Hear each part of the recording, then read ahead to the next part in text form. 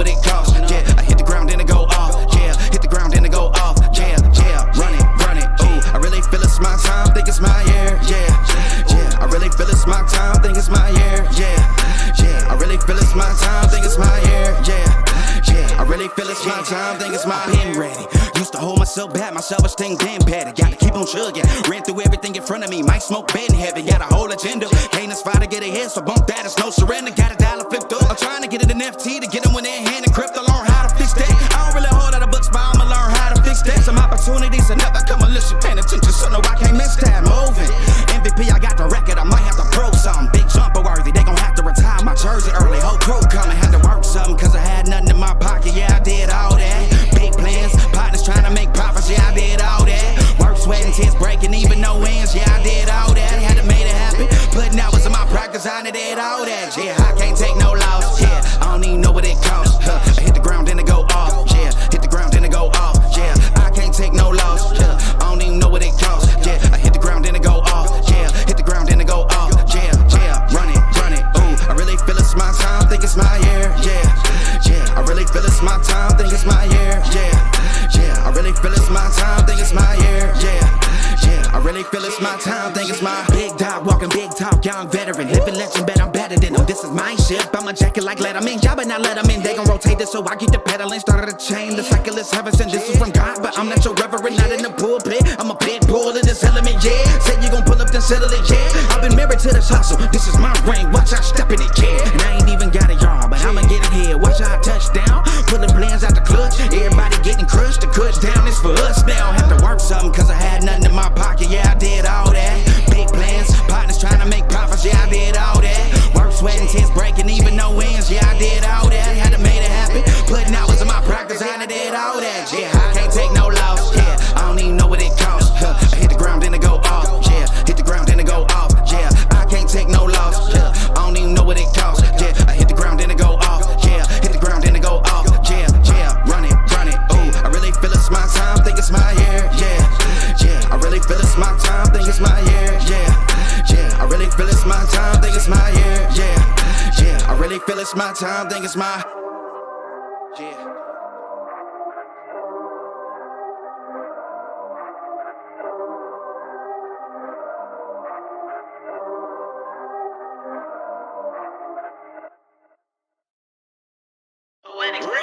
Run it, I can't take no loss. I don't even know what it costs. I hit the ground and it go off. Yeah, hit the ground and it go off. Yeah, I can't take no loss. I don't even know what it costs. Yeah, I hit the ground and it go off. Yeah, hit the ground and it go off. Yeah, run it. Ooh, I really feel it's my time, think it's my year. Yeah, I really feel it's my time, think it's my year. Yeah, I really feel it's my time, think it's my year. Yeah, I really feel it's my time, think it's my pen ready.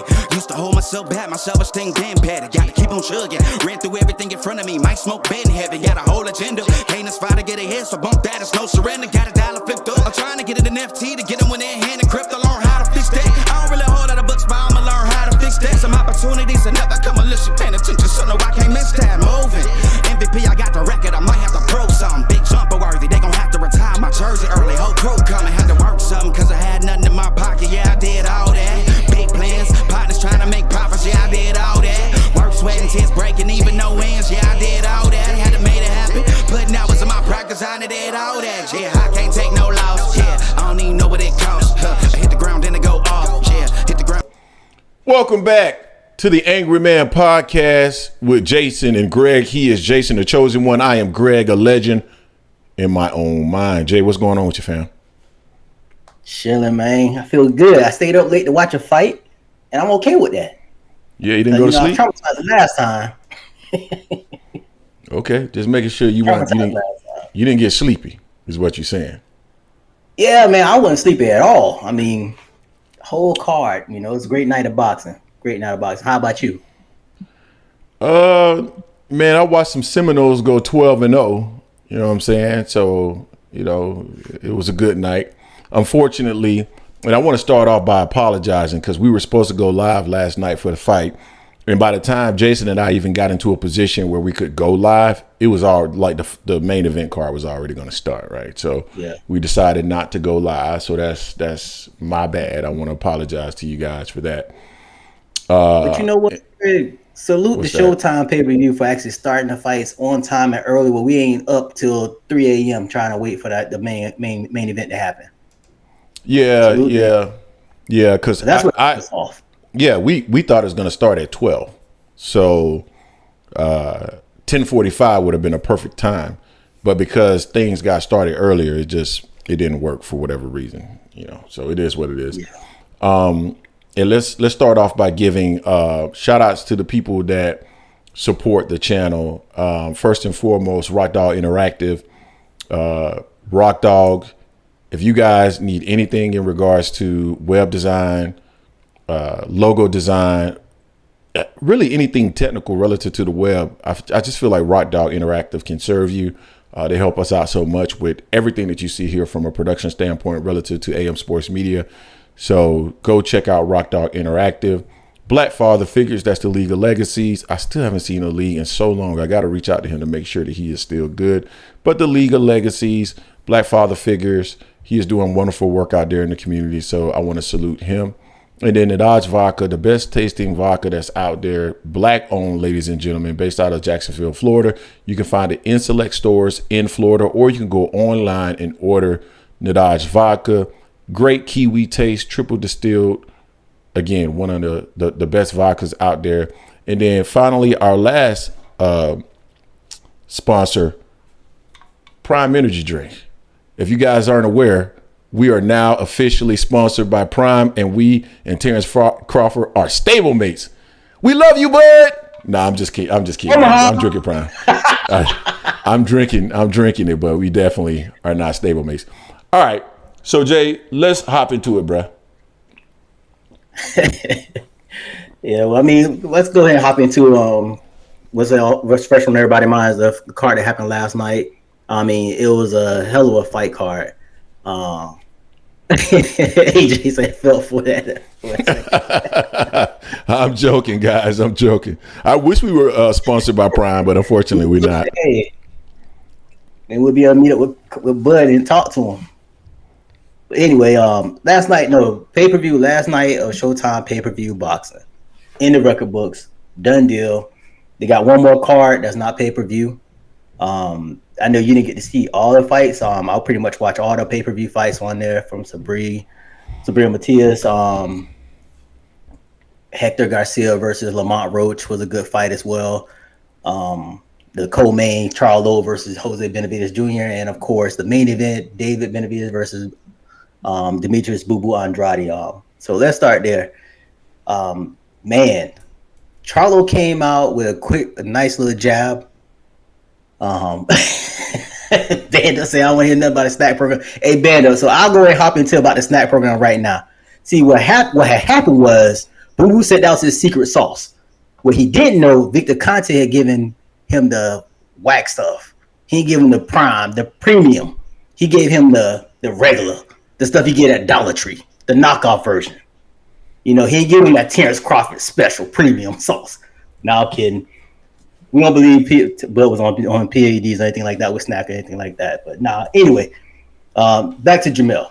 Jamal Charlo came in after a 2.5-year layoff and pretty much dominated Jose Benavidez Jr. from the first round to the 10th round. He looked good out there for being out of the ring for so long. Quick, sharp jab. You can tell he was rusty. He was off a little bit of his timing. His defense was pretty good. Surprisingly, not saying that Jose Benavidez is a mad offensive person like his brother. But one thing about both of them, neither one showed that they had like power to me. Jose didn't like he had a lot of power, a lot of crack, and neither did Charlo. Charlo was going up catching. I mean, Jose walked dead into a straight right that would have dropped most people. It seemed like he didn't phase him. So kudos to Charlo for coming back after that, all the stuff he's been through. I thought it was a good fight. What about you? Yeah. So what round would you say I came in on, Jay? Like maybe 6 or 7, somewhere around there? I want to say 6. I want to say he came in at 6. Okay. So, yeah, from what I saw, Charlo, I mean, he looked okay for being out for 2 years, right? He didn't look spectacular or anything of that nature. The first thing that I said to you is that, man, he seems to lack power. I mean, because he was hitting Jose clean, and I just figured that with Jamal's power, he should have been able to get Jose Benavidez out of there. A fighter that at one point was at 47, 54, 60. He looked small at the weigh-in. He looked small in the ring versus Jermall Charlo, and Charlo was unable to get him up out of there. But he was, and I felt like, honestly, and I know you said his defense looked good, but I felt like Jose caught him with several punches. I mean, if Jose had more crack, I think he could have hurt Maul. Maul got caught with some shots. Now, could that have just been because he didn't respect Jose Benavidez? Yeah, I mean, that's probably some of it. But I didn't think he looked extraordinarily sharp on his defense, or sharp at all, honestly, on his defense. But consider who was fighting. Yeah, but it's he's fresh back into the ring. He was trying to get back in. He looked a little bit choked up at the end of the fight. Clearly, Maul has gone through a lot in regards to his life. And so it is what it is. We'll see what the future holds for him. I'm pretty sure it's probably a fight with Canelo Alvarez eventually. That seems to be the trend of Canelo. And I'm sure we'll talk about that at some point during the show. But, it was a decent performance. Nothing to say, hey, Maul is back. Boy, I can't wait to see him against his next opponent. I'm happy he's back in the ring, and we'll see what he does next. Yeah. I mean, he still needs a couple more tune-up fights before he gets a Canelo or David Benavidez or anyone that nature on that level yet. Need to see more from him against stiffer competition. That was good, just a get back fight for him, Yeah. But he still has some demons. You can tell even the post fight interview. You can tell he was still fighting some demons, and I wish him nothing but the best in his personal life and everything. And I just hope he continues to train. And he tripped me out though. They asked him a question. They're like, so what weight class you gonna fight back? Come back at? You gonna defend you at 160? You gonna go to 168? He's like, I'm gonna be in this division, whatever division I'm in right now. Maul, you waiting at 166.4. There ain't no division for that right now. Well, I'm assuming he's saying he's gonna be at 168. But Southwest Dice, he said Charlo went upside his head. Interestingly, Jay, last night, one of the things I said was, you know exactly where I'm going, right? Last night, as Jose, I told Jason, I said, damn, he tattooing the other side of his head. He put another tattoo on the other side. He would landed everything on Jose Benavidez, bro. But man. Danny Garcia said that. Danny Garcia, Jose is going to be there to be hit. He's there to be hit. And that's what he thought Charlo was going to stop him. Just like I thought Charlo would stop him over attrition because he's there to be hit. But, that's something that's interesting to see how Charlo's power holds up against a true 168 pounder. Jose Benavidez ain't 168. He's barely at 160. He's never fought at 160. This was the highest he's ever fought at just now. Yeah. He fought Danny at 154. He's killing himself to get at 147. So we don't know what Charlo's going to look like at 168. Not like he got down to the scheduled weight class or weight limit of 163. He came in 3.5 pounds over. So we'll see it. But yeah, his power is going to be interesting. Going to see how that rust is knocked off for him. But it was a suitable showing for him.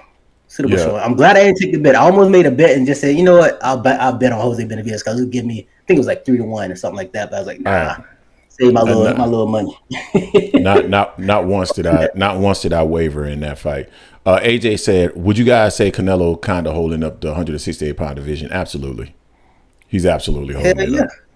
And we'll talk a little bit more about Canelo Alvarez after that. But Jay, you want to transition to the main event from last night? Yes, sir. So the main event, as we all know, was David, the Mexican monster, Benavidez versus Demetrius Boo Boo Andrade at 168. This is Boo Boo's second fight at 168. Is it Andrade or Andrade? I thought it's Andrade. Well, it depends on where you're from. That's what he said in the interview. He said it goes by either one. Oh, okay. So I mean, it started off kind of like we kind of both expected it to start off like that. You just thought it was going to be that way a little bit longer. For that, Boo Boo came out first round great first round. Second round a little bit better, pretty good as well. Third round things changed because David started pretty much undressing him. Started landing punches and bunches on him, and fourth round is when he dropped him. That changed the whole fight right there. And Boo Boo even mentioned after the fight, he's like he thought his skills could overwhelm him, but Dave was just too big for him, too strong. But I give Boo Boo credit. He tried. He tried. He dared to be great in that. No one wanted to fight Boo Boo. People can't say he's a horrible fighter. He's not a horrible fighter. He went in there. He was in there. Someone else better than him, and he just couldn't take. He couldn't take it. He wilted under the pressure. And the thing with Boo Boo, with David came in with that educated pressure. That was key. It was educated. He just wasn't coming forward just to be coming forward. Although he did say he don't mind getting hit. It's not smart to get hit. This ain't. You want to be like Floyd as much as you can in this instance here. You want to hit and not get hit. So I thought David looked phenomenal. The thing with that David did that messed everything up though, he looked too good. So Canelo's definitely not going to fight him. He's going to do everything he can to get out of the fight to fight him. But I thought it was an overall good fight. I think David definitely one of the tops in the 168-pound division. Boo Boo, that has no reason to hold his head down either. Yeah, so you picked David Benavidez to win by 8-round knockout. I picked Demetrius Andrade to win by unanimous decision. I went back and forth on this because I saw stylistically where Andrade could give him problems, right? And for the first 2 rounds, that style of fighting was giving him problems. But he could not maintain that style of fighting against David Benavidez. And I told you guys, I said, from what I've seen from Demetrius Andrade, he is slick, but not in the way of Caleb Plant. He doesn't, necessarily utilizes a lot of movement. It's more slight movements trying to get out of the way of punches, right? And he did that successfully for 2.5 rounds. But then at some point, he got hit with something that wobbled him. And at the end of the 3rd round, and Jay, you can testify to this, I said, the fight's over. At the end of the 3rd round, I said, this fight is done. And this was before he was like getting beat up. I was like, the fight is done. Because I could see where the fight was going. And I commend Andrade. I saw a lot of people in some of the comment sections saying that Boo Boo Andrade is a hype job. Dog, when you do that, then what you do is diminish the other fighter. You're diminishing David Benavidez and his success. I don't know if you're saying Boo Boo Andrade is overrated or overhyped because you're a Canelo Alvarez fan or whatever, because they tend to do that a lot. But at the end of the day, I don't think he was overhyped. I just think that he was in a fight against somebody where the guy is naturally bigger. Andrade came up from 54, then 60. Now, he put on the weight well. I thought he looked good at 68. But I think really the defining factor in this fight, what delineated Boo Boo Andrade from David Benavidez and what was ultimately what caused Andrade to lose, Benavidez could put on as much pressure as he wanted to because he wasn't necessarily that concerned about the power of Andrade. Andrade did catch him with some big shots. Not once did I feel like David Benavidez was wobbly or hurt by those shots. And I just feel like if he carried a little bit more power, David would have had to be a little bit more respectful and couldn't put on necessarily the same level of pressure. But at the end of the day, David showed why they call him the Mexican Monster. Jay had it right.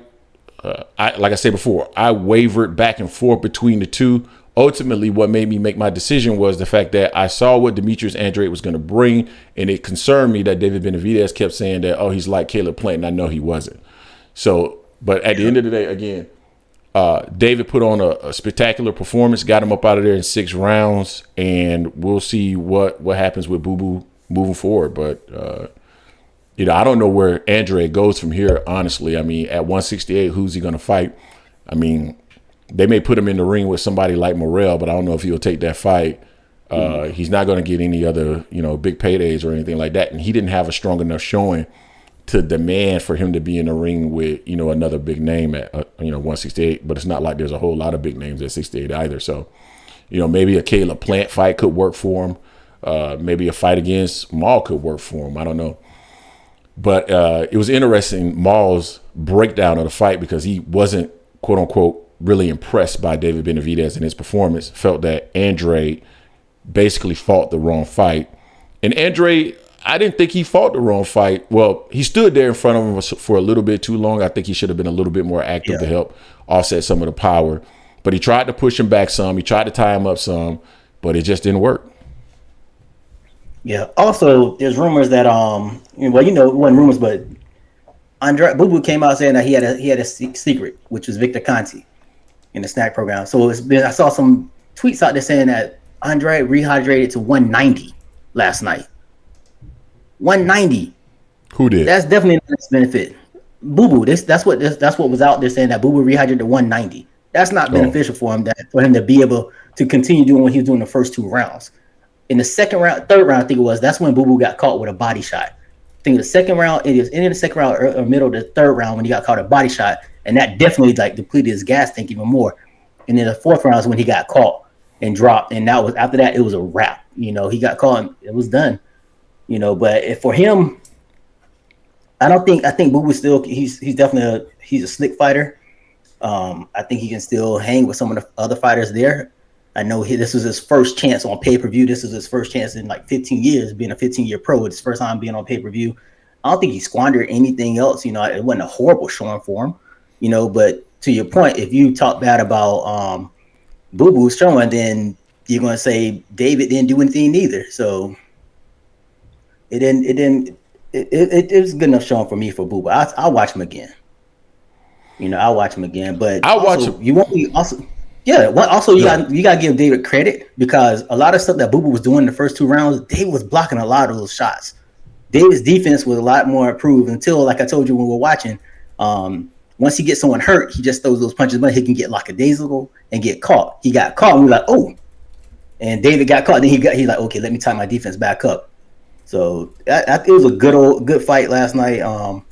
David was just a better man. Yeah, he was the better man last night. And, a lot of people who pick Andrade to win that fight, this is the thing that's interesting about being on YouTube because, Jason, we got to stand solid on our picks because it's a matter of record, right? There's a record where you can go see our picks. But, people can start to, kind of change the narrative in terms of what it was that they actually said, like Jason Williams in regards to picking Andrade. Skills pay the bills is what I heard from a lot of people, and that, David Benavidez style would not be effective against somebody as skilled as Demetrius Andrade. And the thing about it is, I keep saying pressure is also a skill. Being able to apply pressure is a skill. So, it is what it is. And, people adopt that style, dog, because it's effective. Like, I don't know why people are trying to pretend like every slick technical fighter in the history of the sport, every time they're in the ring versus a pressure fighter, they win. That's not true. We've seen pressure fighters beat technical fighters. The one that just popped in my mind was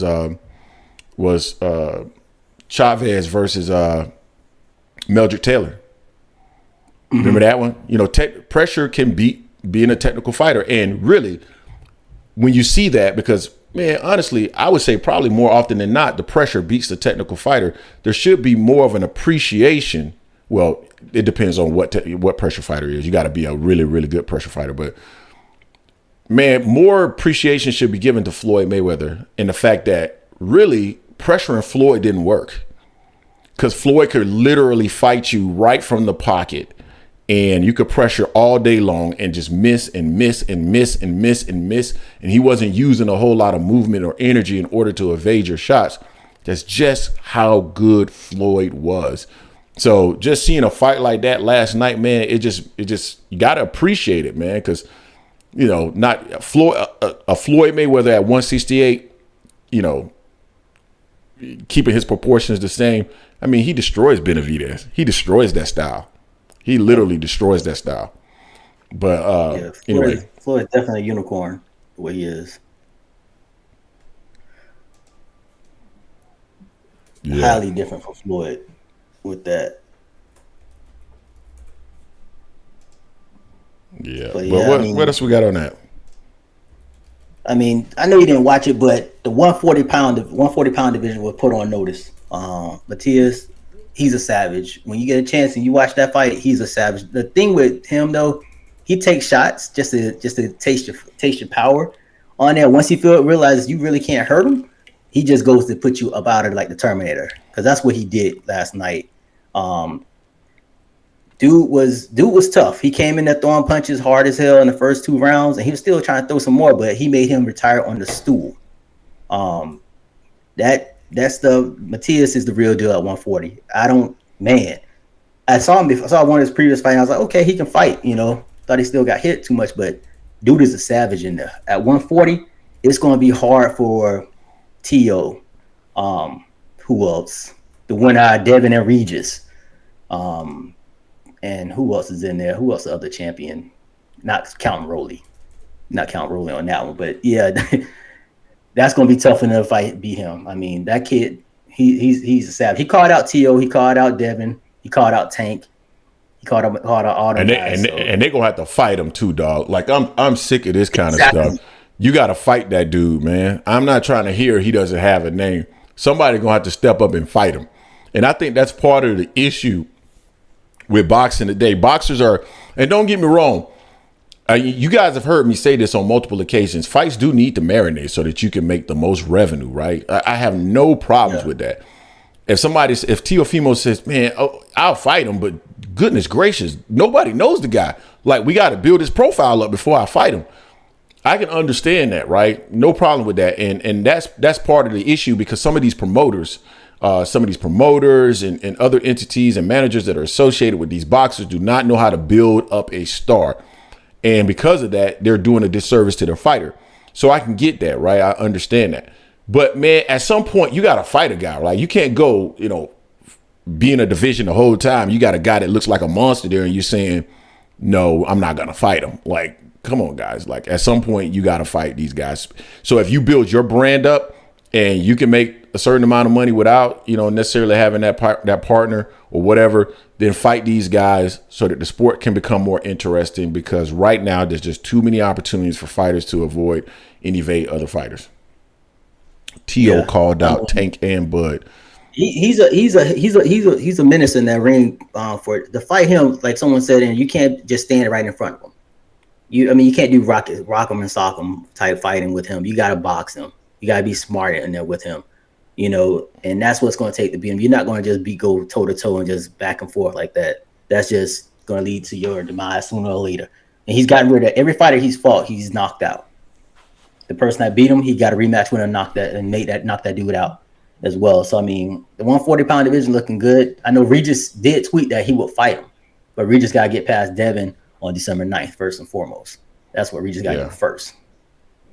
So I mean, man, Tio called out Tank and Bud. I would love to see Tio versus Tank. But Bud, man, Crawford walked the dog on his ass. Yeah. When he said that, I was like, come on, Tio.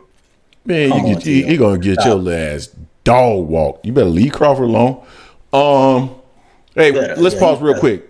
We got 85 people in the building, 27 likes. Guys, if you get the opportunity, please smash that like button so other people can find the content. And if you're new to the channel, this is AM Sports Media, the Angry Man Podcast. We're always dropping content, our own clips. We do documentaries. We do fight breakdowns. We do it all here at AM Sports Media, the Angry Man Podcast. Make sure you join us. Subscribe to the channel, become part of the family. All right, Jay. Do we want to keep going down this path, or did we wrap this topic up? Where are we going to go from here? Yeah, well, let's talk about Canelo. Will he continue to avoid Benavidez? And I've been calling Canelo out for the longest to fight Benavidez, because he went overseas and fought all those fighters over there, but he wouldn't fight the people over in the States that are in his division that are better fighters and better contenders for his titles at the time, whether it be 154, 160, and 168. So now the WBC needs to do what they need to do and force his mandatory in May. I don't want to see Canelo fighting Munguia in May. I don't want to see Canelo fighting anyone but David Benavidez. David's deserved it. He's earned it. He's been his mandatory for like 2 years. So I mean, he needs to get and get that fight in. Some people say, well, no, let it marinate. It'll mess up. He has 3 fights with PBC. I don't care how many fights he has with PBC. That fight needs to happen now. That fight should have been happened. I'm not saying David's going to beat him, but that's the fight we need to see. At 168, he needs to go ahead and get in there and give that man his shot. He gave everyone else a shot that most people didn't deserve it. He needs to give the shot or just drop the belts. Drop the belts if he ain't going to fight him. because I don't want to see him fight Munguia. I saw some other people that got moved up in the IBF. I think Cully got moved up to number 1. So he might try to say, well, I'm just doing a defense on that one with the IBF. Nah, bump that. You need to fight David Benavidez. He's been your mandatory for way too long, and he earned it. You said they need to fight each other. He's fought Plant. He's fought Andre Durrell. He just fought Boo Boo. You're the next in line right now. They probably don't want him to fight Morrell and somebody else before he gets his shot. But nah, the next fight needs to be Benavidez. And if he don't fight, that's a duck. Hey, my bad, John Mack. We thought that the fight was going to start a little bit later than it did. And unfortunately, by the time we got ready to start the live stream, the fight was already getting ready to start. So we just, we didn't do it. So my apologies for that. I apologize at the beginning of the show if you missed it, but apologizing again. Let me go into a rant. And I know this may be off a little bit off topic, but Doc, I'm so sick and tired of seeing people in the comment section saying that you are a hater because you don't subscribe to their notion or narratives that they have put out there in regards to their favorite fighters. I'm so tired of that. Man, you don't know how many comments I saw in the comment section in the latest video we have in regards to Canelo Alvarez, and he can no longer avoid David Benavidez. You guys are haters. You just hate Canelo, so forth and so on. I literally said in the video that I like Canelo. I think he's a hell of a fighter, and I still give him a chance to beat David Benavidez, regardless of the fact that I see he's a little bit in decline. I said all of those things, but I commented on the fact that, and I think this is where I push a button. I commented on the fact that you'll see Canelo Alvarez fans saying, "Well, he needs to fight. He needs to fight this person, or fighter A needs to fight fighter B, or who is fighter A actually fought." And I said, who is Yildirim fought? Who did Callum fight? Who did Billy Joe Saunders fight? These guys don't have somebody went up and they were talking about Callum Smith, and they were saying that, oh, he did this and he was the this and he was the that. I was like, the biggest name on his resume was Groves. So does that mean because he beat Groves that he deserves a shot at Canelo Alvarez? I would say that David Benavidez had a similar win on his resume, right? At the time in which he was made the mandatory. Or probably Durrell was as good a name as Groves. So why not David Benavidez? Like, you're making all these excuses for why this guy shouldn't get in the ring. And, he has the best resume in boxing. Well, he's been around in boxing longer. And of course, if you're including Floyd Mayweather in the early Triple G, sure, he does. But after that, who does he have?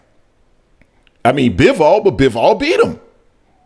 So, he had him on the resume. Sergey Kovalev, but he was washed at the time. So, yes, when you talk about names on the resume, recognizable names, yeah. But they were fought at opportune times. So, again, Canelo has had this man as his mandatory for 2 years. 2 years. This guy just destroyed Demetrius Andrade. Now, you can make an argument that Andrade was small. He came up from 54. He came up from 60. I'll entertain that argument. I'll even entertain an argument that David Benavidez is a weight bully. I'll argue that he needs to go up to 175 and fight those guys because it'll be more of a competitive fight. I understand all that. I get those arguments. But the fact remains is that the guy gets down to 168, period, which means that he's in your division. So you have to fight him. There's no other way around it. You can make every excuse that you want. I hear people talking about, why does he have to fight David Benavidez? He'll wash him. Even more of a reason to fight him then. Go wash him so you don't have to hear about it anymore. I don't understand the reasoning and the logic for some of the statements that they're making in regards to Canelo Alvarez. We don't hate Canelo. We don't hate Terrence Crawford. We just point out some of the things that we don't like. Now, one person said in the comment section, and this is a fair argument, you guys will protect Tank, but you'll call out Canelo. Personally, I don't feel like we protect Tank. And to be quite honest with you, Tank doesn't have the same resume, meaning Tank hasn't been around as long as Canelo Alvarez, right? Tank hasn't gone on a European diet. He just fought Ryan Garcia, which is a recognizable name. He's already said that he's looking to fight Shakur Stevenson or Devin Haney. Now, will that happen? Maybe. We don't know. But we did a video saying to keep the momentum, he's going to have to fight one of these guys. Now, we get into the, late 24, 25, and Tank is still fighting Pitbull Cruz or some other no-name fighter, then, yeah, we got to start calling Tank out, too. Like, yo, man, you the face of boxing, dog. But that doesn't mean that you can sit behind and sit on your laurels and just fight, these no-name guys and just leverage your stardom to make money and not fight risky fighters. So far, I don't think that's what Tank is going to do. But when he does that, we'll certainly call him out. But comparing Tank, a guy that's like 5 years younger or something like that, to Canelo, and Canelo has been around since he was 22 years old. Yes, there's a much longer history to the point that he was making resumes where there's a much longer resume to pick from and choose from to see where he's done these things versus a Gervonta Davis. And so that's my point in that regards. But to add to that, with Canelo's resume, just looking at it, what the hell did Mel do to deserve a fight with Canelo in September? What, undisputed versus undisputed? Going up 2 weight classes? No one cared about that. No one asked for that. So Miss Me was saying that, he hasn't earned it. I'm looking at Canelo's resume. What the hell did Amir Khan deserve? He came up in weight, and we knew he had a glass jaw. What did Julio Cesar Chavez Jr. do? We know he didn't deserve no damn fight with Canelo. Nothing. Nope. So just Miss Me with all that, just protecting him. And as far as Tank, we said the same thing. We said this about Tank. I've said this about Tank. I like Tank. I see what he can do. I think he's a phenomenal fighter. I want to see him against better competition. We've all said that. We don't care about not saying. We will always say that because we want to see him in there with the best. He says, like Greg said, he says he wants to fight. He says T.O., Devin, and Shakur on his hit list. Okay, let's see what happens in 2024. I've been on record saying multiple times, I don't want to see Tank fight a rematch against Isak Cruz. Nope. I don't want to see that. Nope. Not at all. No reason to. There's other fights out there that's better fights that need to be done. So that needs to happen. I'm tired of all the excuses for Canelo, and right now I'm ready for Tank to move on. First we thought maybe Floyd was guiding him a certain way to get him more experience, to get him ready for the top dog, the big dog. Okay, he's not under Floyd like that no more. So now he gets to control his way. So it's on him now. But as far as Canelo, I've been on Canelo head. Been on Canelo about his resume for the longest, and I've been called a hater because I want to see him fight the best. Him fighting these other fighters here, Rocky Fielding and all these other guys here that weren't on the level. And I'm not saying that David would have beat him then. I'm not saying Charlo would have beat him then. I'm not Jermall Charlo, that is, because Jamal was his mandatory. Boo Boo was his mandatory at 154 and 160. I'm not saying those fighters would have beat him. I'm saying they deserved to fight against him. That's all I'm saying, because these other fighters did not. You can't tell me. Fighting Triple G 90 times? Triple G was 150 years when they fought just last year. So, nah. I'm just tired of Canelo. And we're going to see how the goalposts get moved again with Canelo. They're going to give some people are going to give some more excuses why he doesn't have to fight Benavidez. There's no other fight for Canelo. The walls are closing in on him. He has to fight this, or it's going to be a complete duck by him. And he's a hell of a fighter. That's the thing that pisses me off. He has the skills. Just fight the man, damn it. Facts. I'm not saying that David Benavidez is actually going to beat Canelo Alvarez because me neither.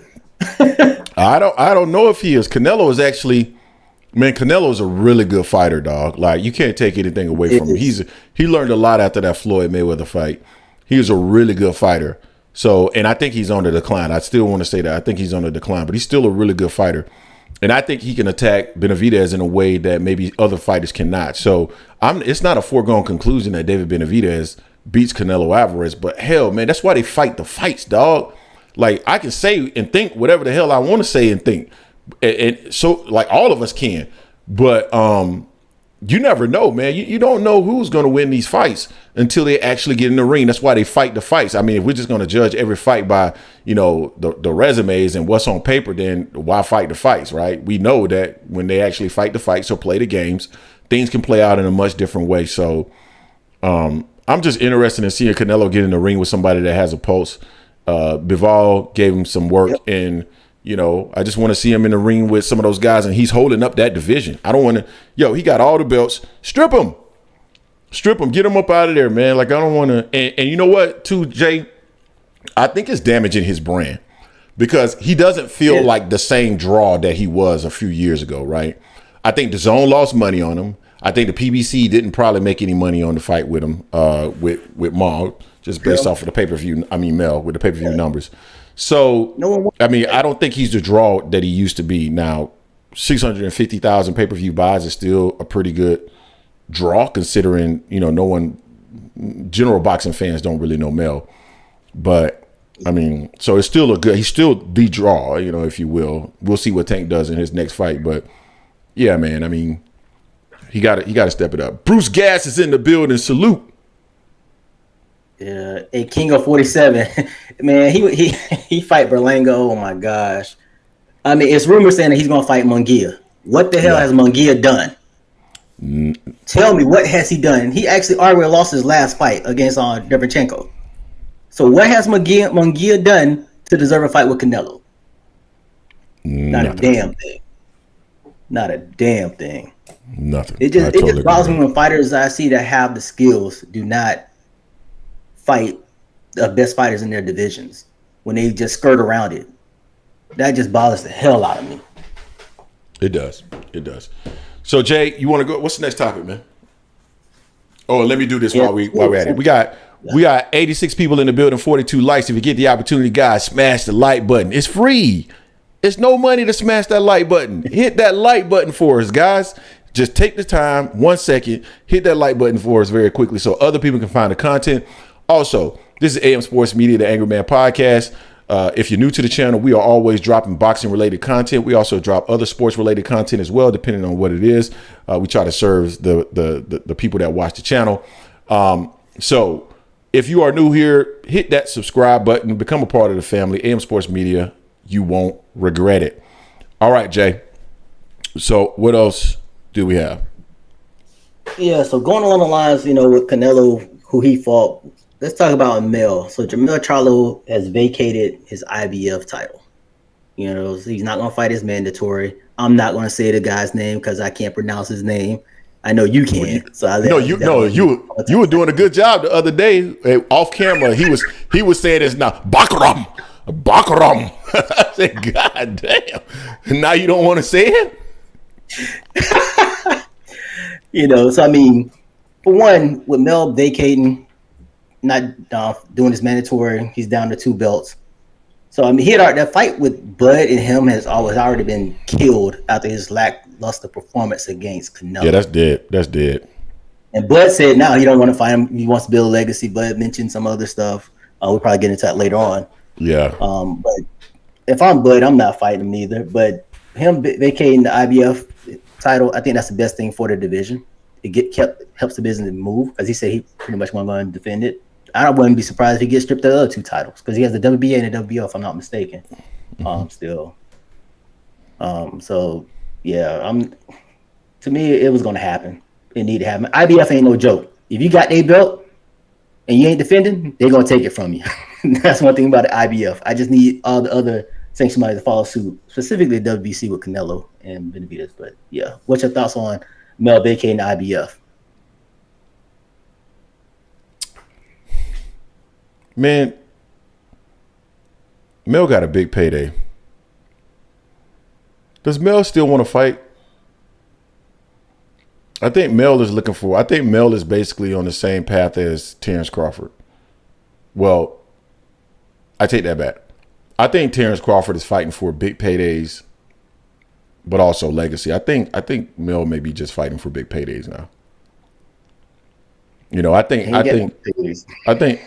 yeah, I don't think he's getting any more big paydays though. That's the problem. He's gonna have to work his way back to that because of that poor performance. But Crawford, I think Crawford legitimately thinks about his legacy, and I think he's very strategic in how he does it. But I think he legitimately thinks about his legacy when determining these fights or the fights that he wants to make.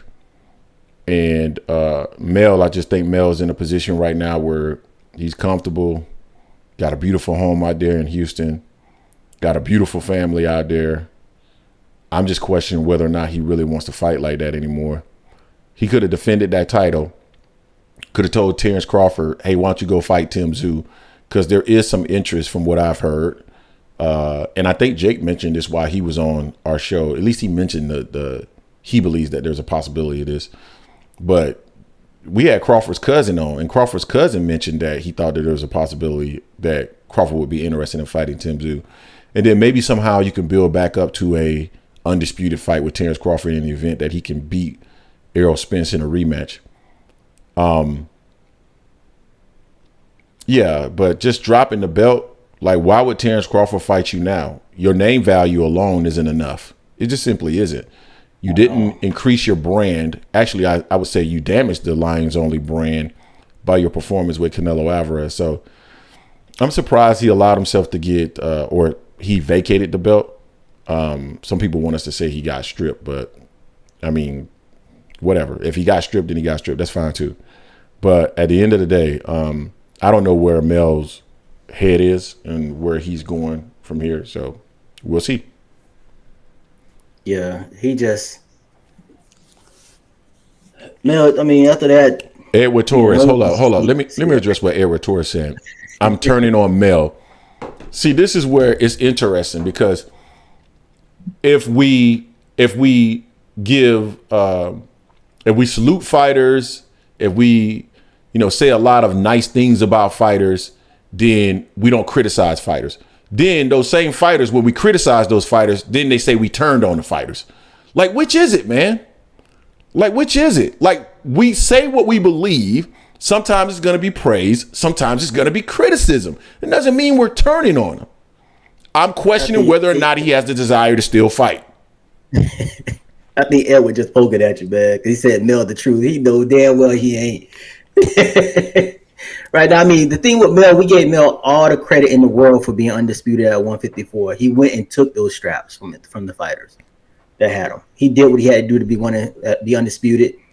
With this fight here against Canelo, that performance there, you can't help but criticize. He opened himself up for that. Yeah, he moved up 2 divisions.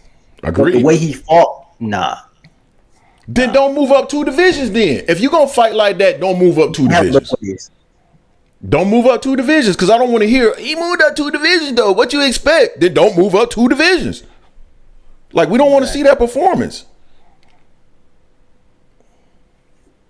But anyway, let's move to the next topic. I'm starting to get mad. I was with Mel until the Canelo fight, the way he fought. I didn't have him winning anyway, but it's the way he fought, the way he went out. It's the way he went out. That's what bothered me in that Canelo fight. Nah. Not at all. But yeah, moving on to the next area. So going back to the Texas stable. So it came out that Jose Benavidez Jr. said that he dropped EJ in sparring. Supposedly EJ said that, he Jose Benavidez was easy work when they sparred back then. It was a nothing burger to me when Jose Benavidez mentioned it and spoke on it. It's still nothing burger because it had no impact on the fight with Maul, because Maul pretty much won 9 out of 10 rounds, or all 10 rounds against him. So it meant nothing to me on that. So I said it meant nothing then, and it still means nothing now. I agree. I don't think it means anything, like, so he knocked him down. Like, so what? Sparring is sparring. We've, at the end of the day, Jason Williams, you ain't right all the damn time. I mean, Greg, remember we talked about this offline real quick. Spence sparred Floyd. People say he gave Floyd gave him the business. Does that mean Spence a better fighter than Floyd? Lamont Peterson as well. No. They say that Lamont Peterson gave him work. So what? Hell no. I tell you, man, sparring doesn't mean anything because it depends on what you're working on that day. You know what I mean? Like, you could be working on anything. Like, sparring is not necessarily competitive for everybody.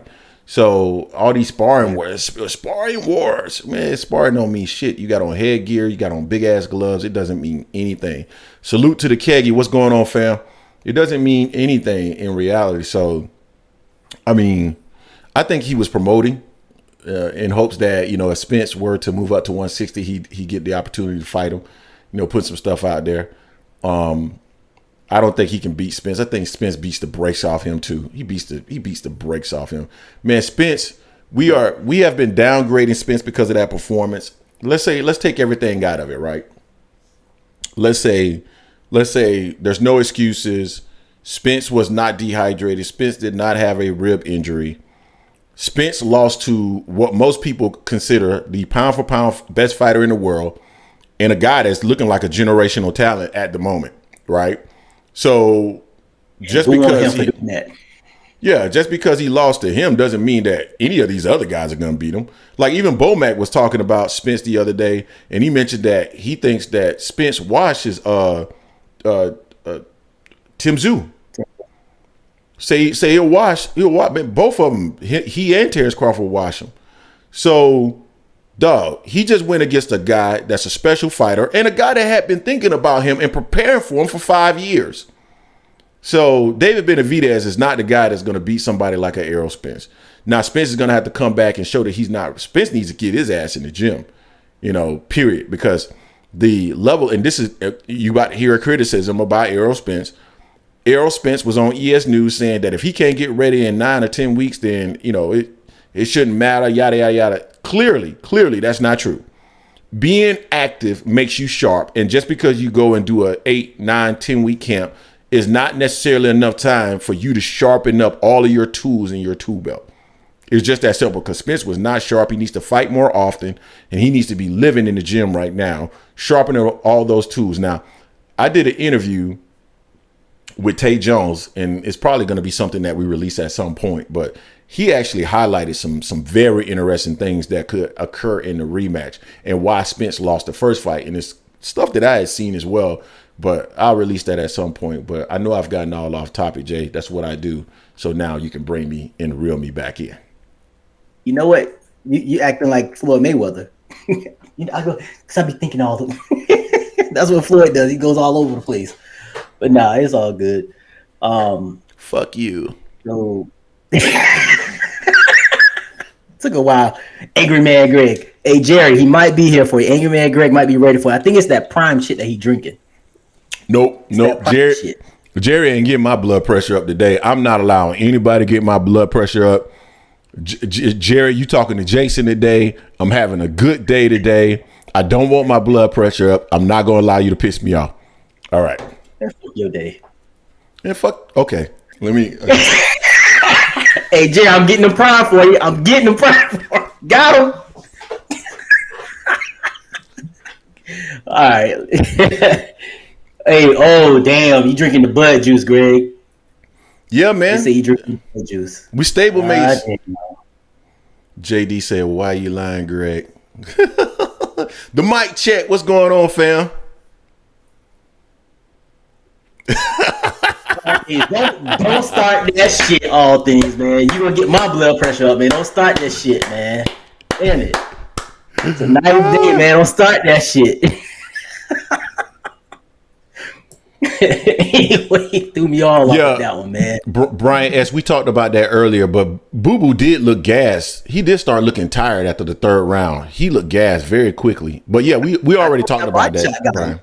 Yeah, that body shot helped take that tank out, empty that tank on him early. But yeah, so a couple things, a few of the topics we got here. So Ryan was talking shit about Tank, saying that he can't sell without Ryan. Coming from the guy who's never been on pay-per-view and who is on pay-per-view in his next fight. How does that make sense? It doesn't. How does it make sense? It doesn't make sense. Like, I like Ryan. Ryan has a certain level of popularity, and he got a ton of Twitter followers. But Twitter followers the Twitter followers is not translated into pay-per-view buys. So they really don't give a damn about the boxing aspect of him. They are following him for other reasons. So it's cool that he got all those followers, man. But again, it's not translating into pay-per-view buys. He wasn't on pay-per-view at any point prior to Gervonta Davis. His fight after Gervonta Davis is not on pay-per-view.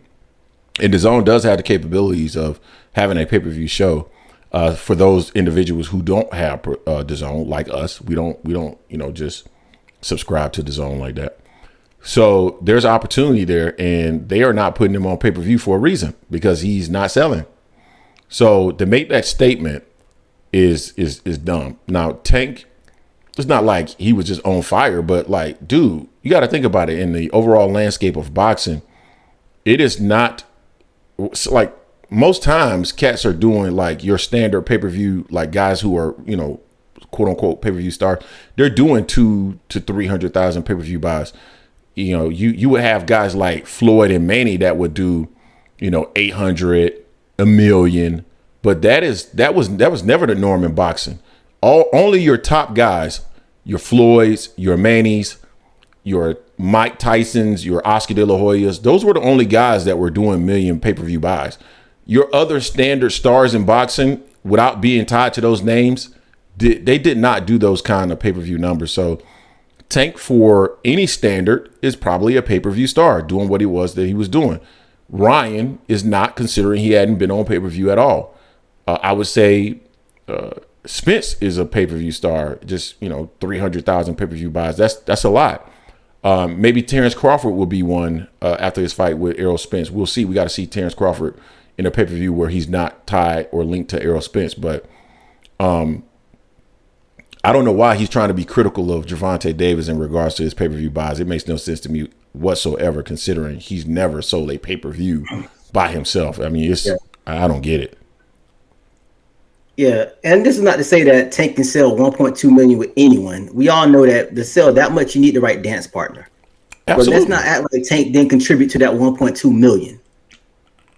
You know, Tank's been fighting some people that other people don't say that, oh, they're not that good. And he's still selling out. He's selling out arenas, having crazy gates. You know, fighting Hector Garcia. Not too many people knew about Hector Garcia. Sold out. You know, Isak Cruz, that sold out. You know, so I mean, let's not act like Ryan needs to chill saying that, oh, Tank doesn't sell. That's bullshit. It's factually incorrect. That's it. That's incorrect altogether. So, but yeah. So keep talking about Tank. Devin says he'll come down to 135 only to fight Tank. He basically confirming what we've been saying for the longest, that the only reason Devin will come back down to 135 is to fight Tank. Even Shakur was on board with that, saying that he won't come back down to fight him. He'll fight Tank, but he'll stay at 140. And Devin's been talking about now possibly going to 147. So I agree with that. It doesn't make sense. It has to make money. It doesn't make sense for him to fight anyone else but Tank at 135, especially when he's been struggling to make that weight. Yeah, so I'm about to piss Tunnel Vision off. I'm about to raise his blood pressure because I'm about to give Devin Haney a compliment.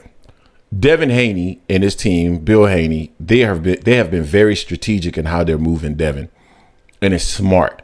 They're building his name, they're building his resume, and they're doing it in a way where you're going to have good, solid names on his resume, but in a way where to some degree you're minimizing the risk.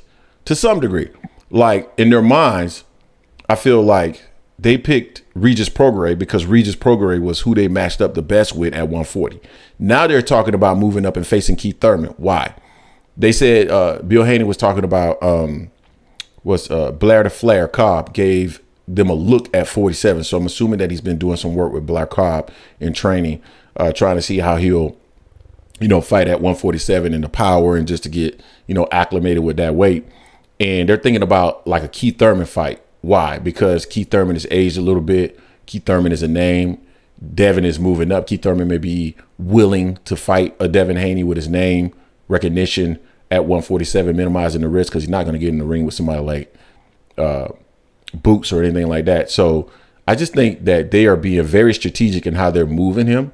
And if they can move up and somehow capture a title at 47, because Crawford is going to, because like what belt is he fighting for, the WBC belt? So yeah.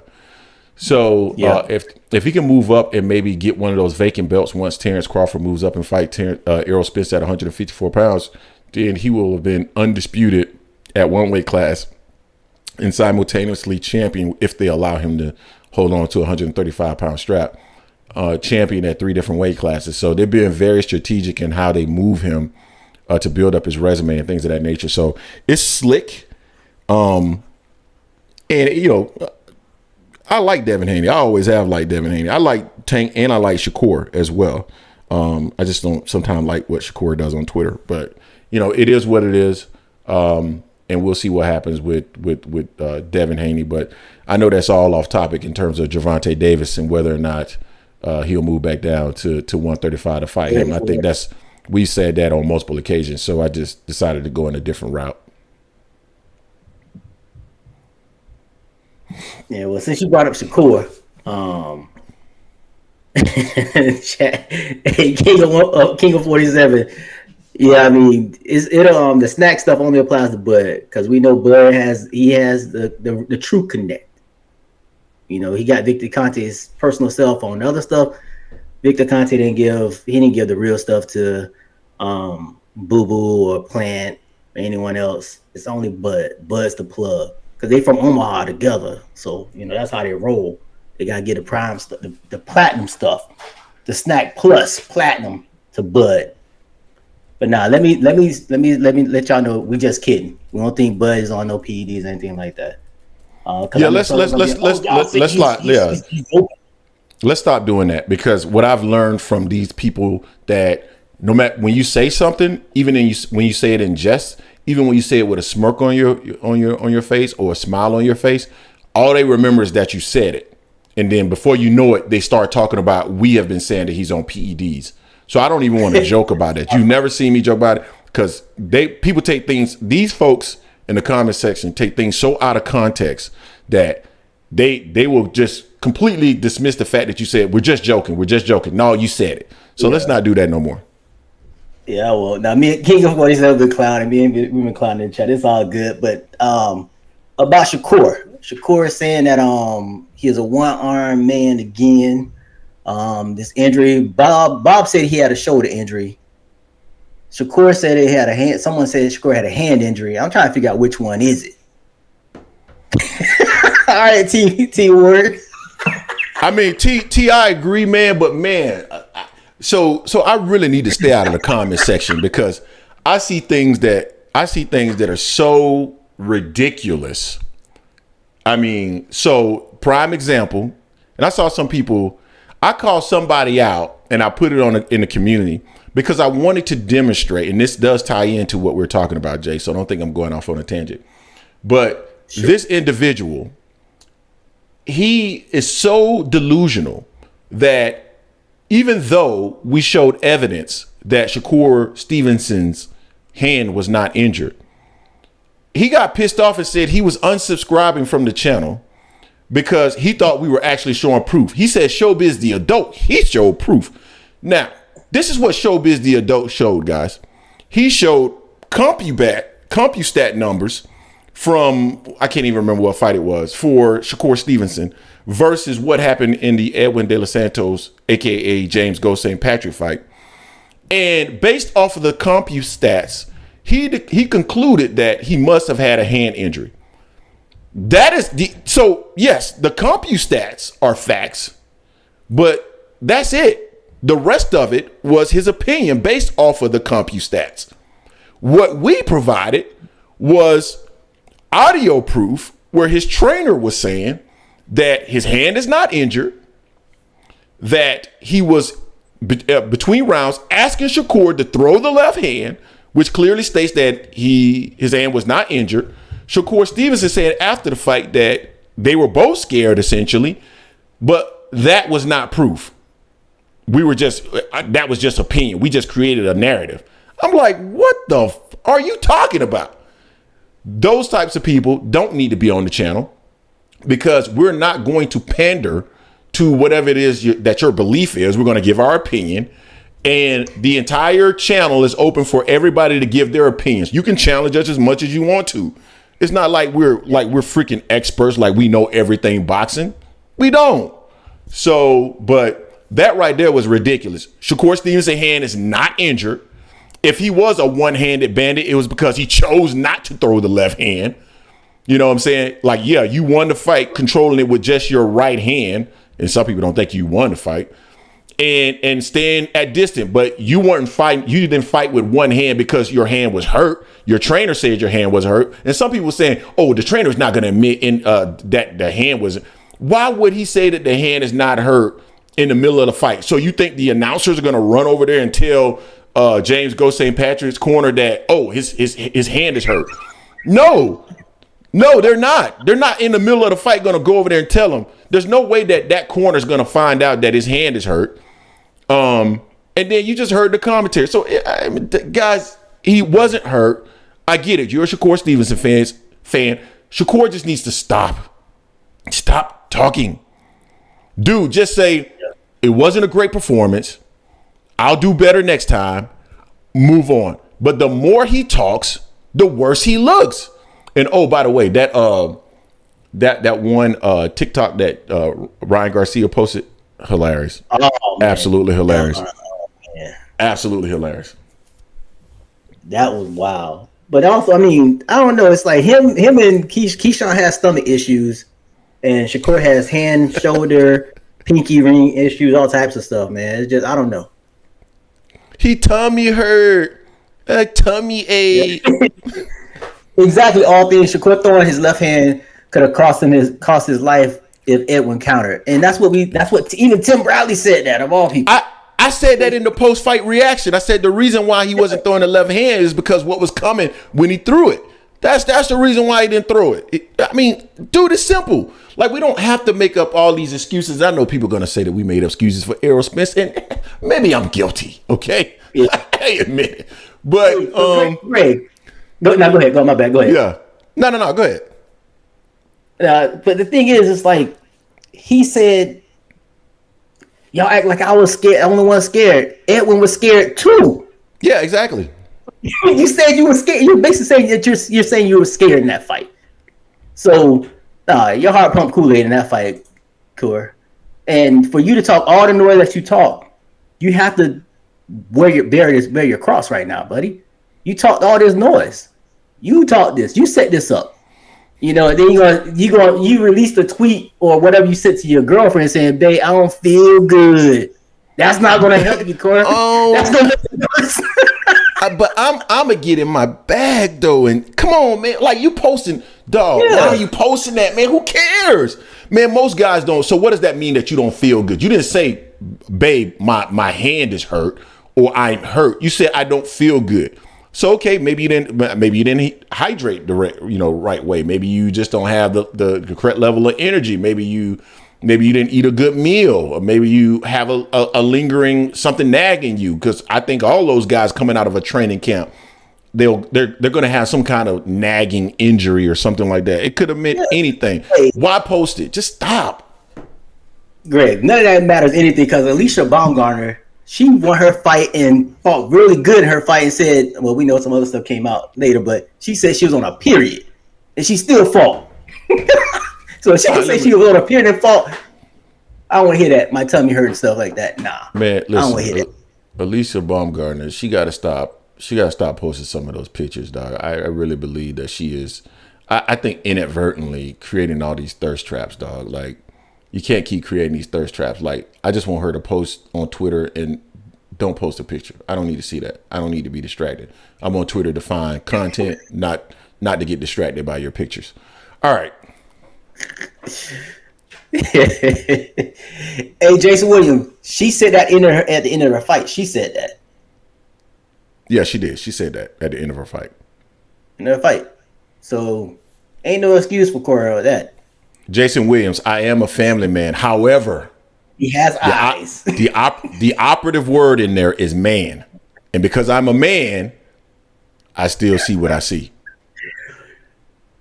Oh, man. But you can go I guess we can open the phone lines up now. Yeah, man. Let me see if I can get them up. I ain't been on my PDQ. Let me get these phone lines been off open. Today. I'll let you slide on that. I'll let you slide today with that. But bro, I'm always on. I'm always on my game. Hating ass. Huh? I gotta be hating ass. Dog, come on. Let's. What you talking about? Come on, bro. Come on. We're not gonna go there. Dog, you a hater. Hey, JD, I ain't saying nothing about that. He said, ain't no sweat me to Jay. So you mean to tell me that a female is tougher than Kerr, the Kool-Aid man? Don't fall for it. Don't fall for it. Connect the dots yourself.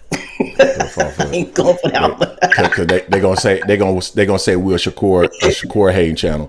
You guys guys hate Shakur. You hate Shakur. Great. Go ahead and unsubscribe Jason when he come with the jokes again, man. What happened? Who else when the phone line didn't work? I hate his guts.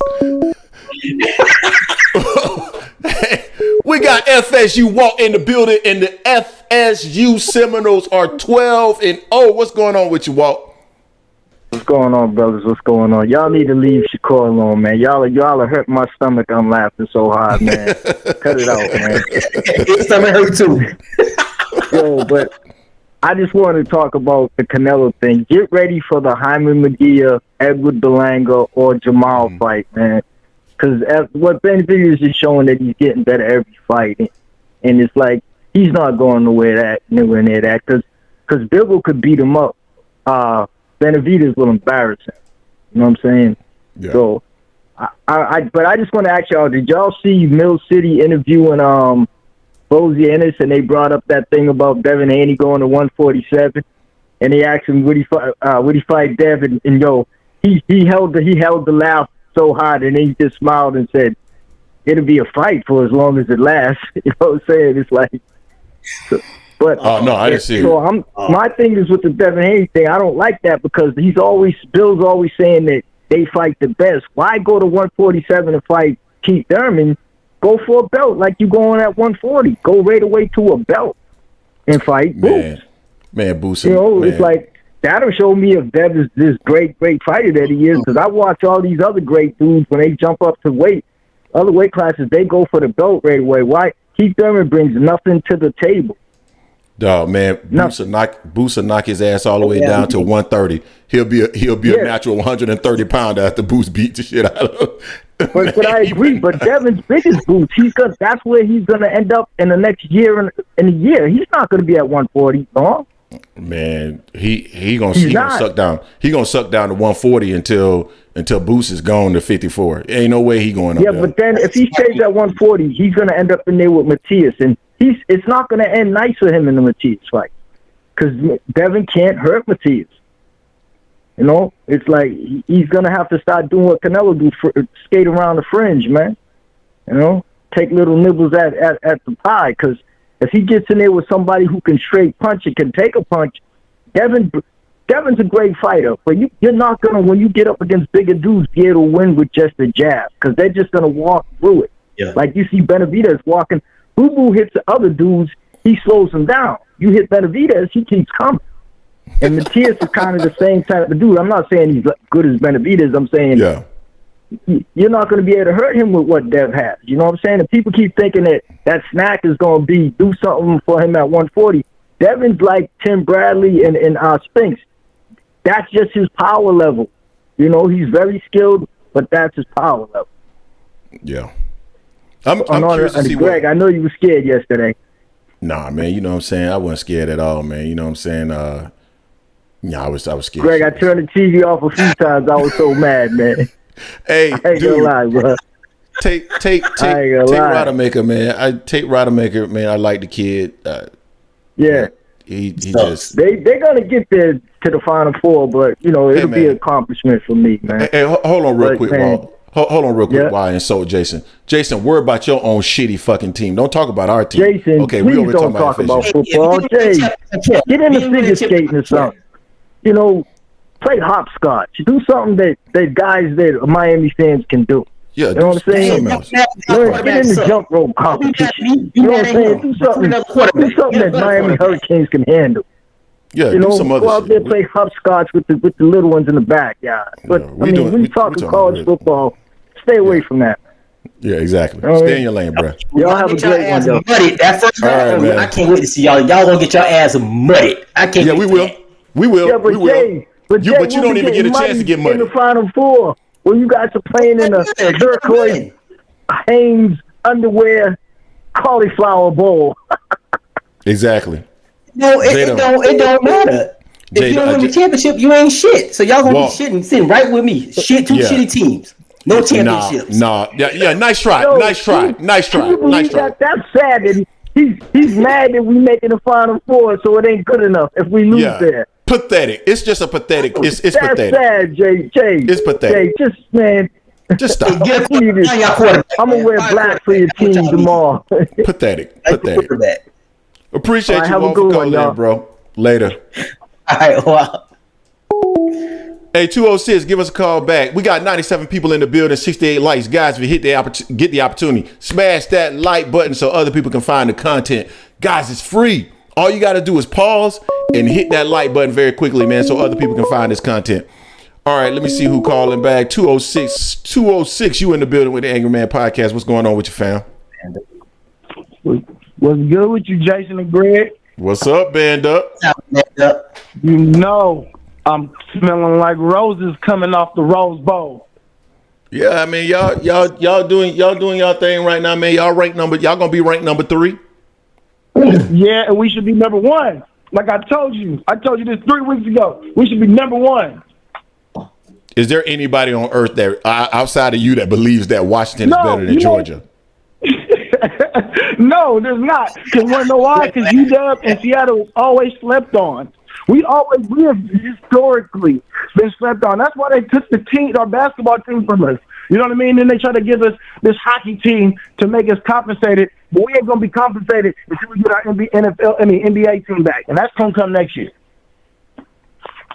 Hey, so man. you ain't gonna find nobody besides UW fans in Seattle, Washington, going for UW. But when we get to the national championship and we go all the way and we undefeated all the way through, we gonna have to see Jason and Greg with a UW jersey on.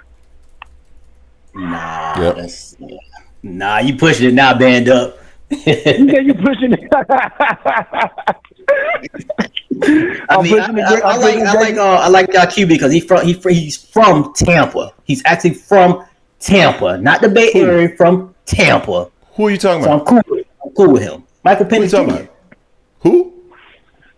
Michael Penix Jr. He's the quarterback for Washington. Hey, man, listen. Don't nobody care about all that Tampa and Tampa Bay shit, man. You the only person that care about that. Nobody care. Oh yeah, that boy doing it big. Hey, you know what's crazy? We need to pick him. Seattle needs to pick him up next year in our football because Geno Smith is looking horrible. We need to get him in Seattle for real. From him. Geno Smith is looking horrible. I ain't even gonna talk about my Hawks. That's crazy. That's ridiculous. We're gonna leave that for another day. We'll leave that for another year. Actually, I don't know what we got going. Yeah, this is embarrassing. I feel embarrassed about that. But man, hey yo. Benavidez, I remember I told you guys last week I didn't know too much about either one of these guys. Yo, Benavidez is crazy. His cross, when he be catching people with that cross right hand, like when he presses people against the ropes, he be putting these guys out. That'd be the punch that I think gets slept on a lot. That right cross is dangerous. Yeah, and he's deceptively fast too. He's a lot faster than what people give him credit for. Yeah, he came out even from the very first punch, the very first when the bell first rung, and he swung that right and tried to catch that. He tried to catch. We tried to let him know initially what it was coming in. Yeah, I like that one. I think Mel looked. I think Jamal looked good. I think Jamal looked. To be honest with you, I think he looked good, but I think he looked slow. You guys feel me? What you guys? I think he looked a little slow. I just didn't think he looked all that sharp. I can see where you're coming from in regards to him, looking kind of slow, but he didn't seem to have a lot of power on his shot either. I'm curious to see what he's going to look like at 68 against those guys. Because I think Maul started at 54 as well, and then he moved up to 60, and now he'll be at 68. I mean, we'll see what he looks like. He didn't seem all that impressed by David Benavidez. I think he gets washed by David. That's my opinion. Because David just forces you to fight at a faster pace than what you're normally used to. And Maul does not look like, just based off of how he looked against Jose, that he can fight at that pace. So I think he'd get washed by Benavidez. But we'll see where he goes from here. It seems like he's going to get opportunity maybe at Canelo. Who knows? But PBC may be reconsidering that, considering the first Charlo didn't do all that well. So we'll see. I didn't think he looked that good at his body wise either. He's usually chiseled, you know what I mean, going into fights. He looked kind of like, I wouldn't say bloated, like he looked kind of on the heavier side, well, on the unfit side, you know what I mean? He looked a little soft. I agree. Yeah, he looked punchable. Yeah. Yeah, that's what I feel about him. And I didn't like how, what's it called? Remember at the end of the fight, how, you know what I mean, how they kept, you know what I mean, how he kept, Jose kept spitting at him, you know what I mean? If that's the case, bro, you should have put that man out.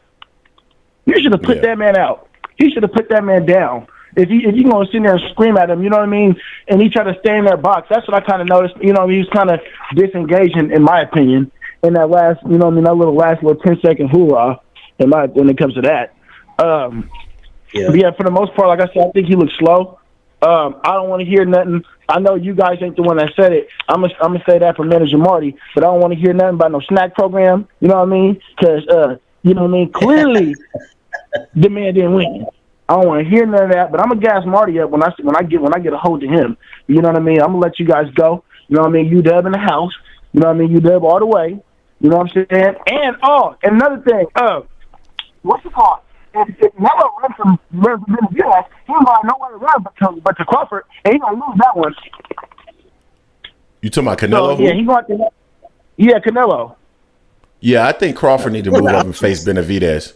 Benavidez said he would be open to fighting Crawford, too, and I think Crawford should fight him. Crawford said he will only face Charlo and Spence. Oh, he said Charlo and Spence. Yeah, Crawford said last night. He said he's chasing legacy. He said he will only face. He's going to do the Spence rematch and Canelo. They asked him, "What about Benavidez?" He's like, "No, Canelo." So what? But Benavidez would be legacy as well. If he moved up and beat Benavidez at 168, that's a legacy. That's a legacy defining fight right there. It's not paycheck legacy. He want the paycheck. He want the payday with it, huh? Because going up and beating. Because Benavidez is the real champion at 168. We all know that. So, I mean, that would be a legacy-defining fight. But so what if Canelo doesn't have all the belts? Then what? I mean, he won't be undisputed at 168. So I really just think it's more so about a payday versus Canelo Alvarez, which he's not going to get. He's not going to get that fight. So he might as well just focus on the Errol Spence rematch. And then if he really wants Canelo Alvarez, move up and fight Benavidez at 168. Benavidez says he's open to it. I would love to see Bud show all those skills, man, because skills pay the bill, and Bud is even more skilled than Demetrius Andrade. So Bud is a generational talent, and according to Terrence Crawford fans, weight doesn't matter. Greg, you're talking to somebody that actually listens to you. I know what you said a couple of weeks ago when we brought up this Bud and Venus. What I said? I know how you really feel. You said he's going to get whooped. I know what you said. You ain't gonna try to get me with that one. Look, let me tell you something. You're getting the dog shit beat out of him by Benavidez. Look. It's gonna take. It would take to beat Benavidez. It's gonna take a Crawford style fight, like a Crawford fighting style to really beat Benavidez. Now, the thing about Crawford is he's short, you know what I mean? And Benavidez is tall. It's not, you know what I mean? He's actually more comparable size and height-wise to Canelo than he is to Benavidez. And I think he can pretty much, I think pretty much what Crawford thinks, not to the same extent, but I think he can kind of replicate what Mayweather did to him in the fact of, you know what I mean, hitting him and not really, you know what I mean, not letting Canelo get to him. Because, you know what I mean? I think he does have him in the reach section, too. No, he is not like Floyd. He is not like Floyd. I didn't say like Floyd, because Floyd's more defensive. We already know that. I would say he's something like Floyd. You know what I mean? Not replicating exactly what you can do, but the gist. You know what I mean? No, I don't think he can replicate the gist of it, though. That's my point. Like Floyd, I don't think he can figure out a way to not get hit by Canelo. He's going to get hit. Absolutely. Floyd is a special fighter. And we've seen Crawford. And we've seen Crawford, when he gets hit, what does he do? He bounces right back and throw another one, right? Yeah, at 47. At 47, we've seen that. What happens when you get hit at 68? That's a Crawford. That's an engaging Crawford. You know what I mean? That's more of a what you're saying is that's more of a Crawford that felt somebody's power and know he could take. Hey man, watch out, stop. But that's power. That's a Crawford that can, knowing he could take a power and going into the firefight. You know what I mean? If he doesn't, I don't think he's gonna do what Mel did. Like when if he can get hit and realize he can't take Canelo's power, I don't think he's gonna do what Jamal did. I think he's gonna try to do fight like a similar fight what he did with Porter. Like with Porter, it wasn't a domination. It was figuring it out until pow, pow, pow, and you're down. You know what I mean? It's more about like outboxing, you know, I'm kind of getting them to do a little bit more. And once you think you're doing a little bit more, I'm gonna hit you, then you're gonna fall. Type of fight. You know what I mean? That's what I think the type of approach he would take towards the Canelo. Now with David, I just think David's too tall for him. I'm not saying Crawford can't win. Crawford's gonna have to prove that size. I don't think he should go straight into that weight with David Benavidez. That's not. I think he should get acclimated to that weight. I don't think that's smart for him to go in. But if he does get acclimated to that weight and his body can't take those punches, then I definitely see him go for it. So he shouldn't get the opportunity to move. If he's going to move up to 168, then all fighters should be on the table. You don't just get to move up to 168 to fight the golden child, not only the division. I agree with that. I don't think he should go to 68 and just go straight to Benavidez. Or Canelo. I mean, the Canelo thing, I see why he wants to do it now. You know what I mean? The legacy and how it's fitting. And Canelo be running away from everybody, or Benavidez, shall we say. But I don't. If he's going to stay at that, you know what I mean, to try to get everything at that weight, and if, like you said, if Canelo doesn't have those belts, then he has to get acclimated to the weight before he's going to the Benavidez fight. Yeah, we'll see. We'll see what ends up happening. I just don't feel like Terrence Crawford does not have the cachet to move up to 168 pounds and fight Benavidez. It's not like this guy is like a pay-per-view star where people will just forego the fact that, you know, he's going up 3 weight classes. Like, it's not like you have a super fight where it's like you got, you know, I don't know, man, Floyd Mayweather and Manny Pacquiao, where you got 2 guys that are at the apex of the division, and one guy is willing, or of the sport, and one guy is willing to move up 3 weight classes to see a fight. That's when you have a guy that can just bypass other fighters. But Terrence Crawford simply does not have the cachet to do that. So to me, to build interest in the fight, he would actually have to go to 68 and beat someone at 68 in order for people to be interested in seeing him versus Canelo Alvarez. Going straight to 68 and him getting the opportunity versus somebody like David Benavidez, why? Why exactly should he be able to do that? Why? So I'm not feeling it. But, you know, if it does happen, I'd be rooting for Terrence Crawford. But I just don't think he would. I don't think he beats Canelo. I don't think he beats David Benavidez. I don't think he beats any of those guys at 168. I think he's going to go up there and he's going to get hit. And there's going to be a level of damage that happens when he get hit versus, you know, like that overhand right that Spence hit him with that wouldn't hurt him. Let Canelo hit him with that same punch and see what happened. And that's all. That's kind of, and that right, what you're saying right there, I kind of told you guys this before.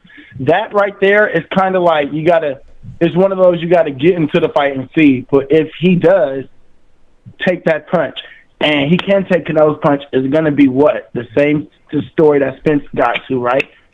No. Oh, if Crawford takes Canelo's power, what do you think is going to happen? I think Canelo's, well, number one, if he can take his power, you're still going to have an accumulation of punches, right? And he's going to get hit way more against Canelo than he did against Errol Spence. Don't get it twisted. I'm telling you right now, they're not. They're two different fighters. If Crawford can take Canelo's power, Canelo's figured out and the match is over. I'm telling you that right now. If he figured out he could take your power, your life is going to be out of here. You're not going to get the accumulation of punches. Errol Spence didn't get those accumulation of punches. You know what I mean? If you got nothing, they're not the same fighter. You're not. That's the thing. Crawford has that secret sauce that Boo Boo was talking about. Crawford has that secret sauce. He has that skill set. You have to have power to get that man out of there. Like just like the Jerron Boots Ennis. Boots cannot just go in there and think he's going to be flashy with him. He has to have more power than Crawford to beat him. All this Boots type, if Boots don't have more power than him, it's going to be a long night for that man. Listen, I'm telling you guys, we've seen Crawford hurt by Gamboa. Why all of a sudden Terrence Crawford got a chin of granite? Like all of a sudden he's not going to be able to be affected by it. Just like you guys did your breakdown. When Terrence Crawford got hit by Gamboa, he was pretty much going backwards. When he got hit by Cal Velasquez, he was engaging and going in, and Cal Velasquez caught him with that sneaky right, you know what I mean, to kind of got him down, unofficial knockdown. And when he got caught by Porter, that was a setup. Porter set him up. Was probably the cleanest hit that anybody can get on him. That's why he shook his head. You're not just gonna go in there and just pop Crawford and think it's gonna be okay. You gotta go through some stuff. And if you can't go through some stuff, it's not gonna go well. I'm trying to tell you, Greg. I'm telling you, these weight classes are for a reason. And when Andrade got hit in the second round or the first round where he kind of stumbled back, he realized just how much harder this guy was punching than he was immediately. And Terrence Crawford would get the same understanding as soon as he gets into the ring. Terrence Crawford does not have the defense to just evade shots and counter. He avoids punches by having such range. His range is his weapon. But comparing Canelo Alvarez and Errol Spence is a huge mistake. They are not the same fighters. They do not fight the same. I'm not trying to say the same fight. I'm talking about that punch. If I'm talking about the punch, like you said, the overhand punch that Errol caught Bud with, right?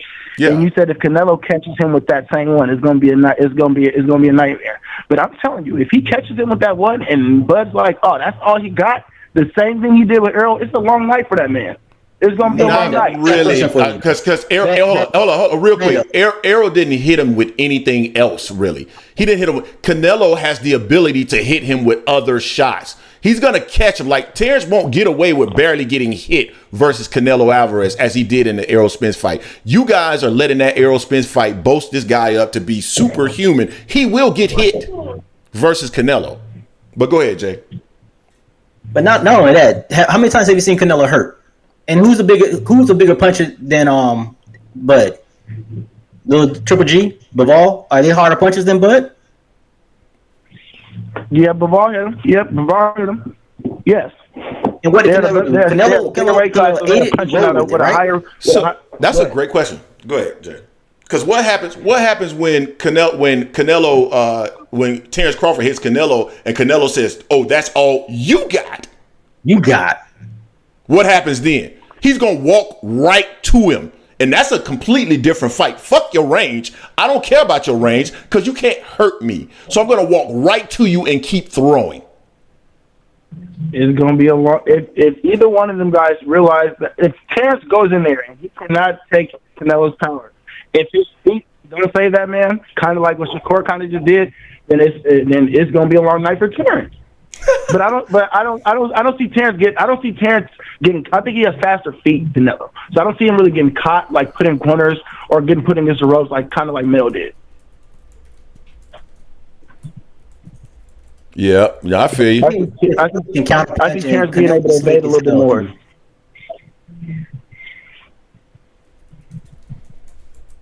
I feel you, man. I feel you. We'll see. Yeah, I got one more question for you guys, and that's it. Who do you guys think will win in the fight? Jermall or Benavidez? That's a good ass fight. I mean, I know Benavidez said he's sparred with Bivol and everything, so he has a better idea of Bivol and everything. But that's a good ass fight at 175.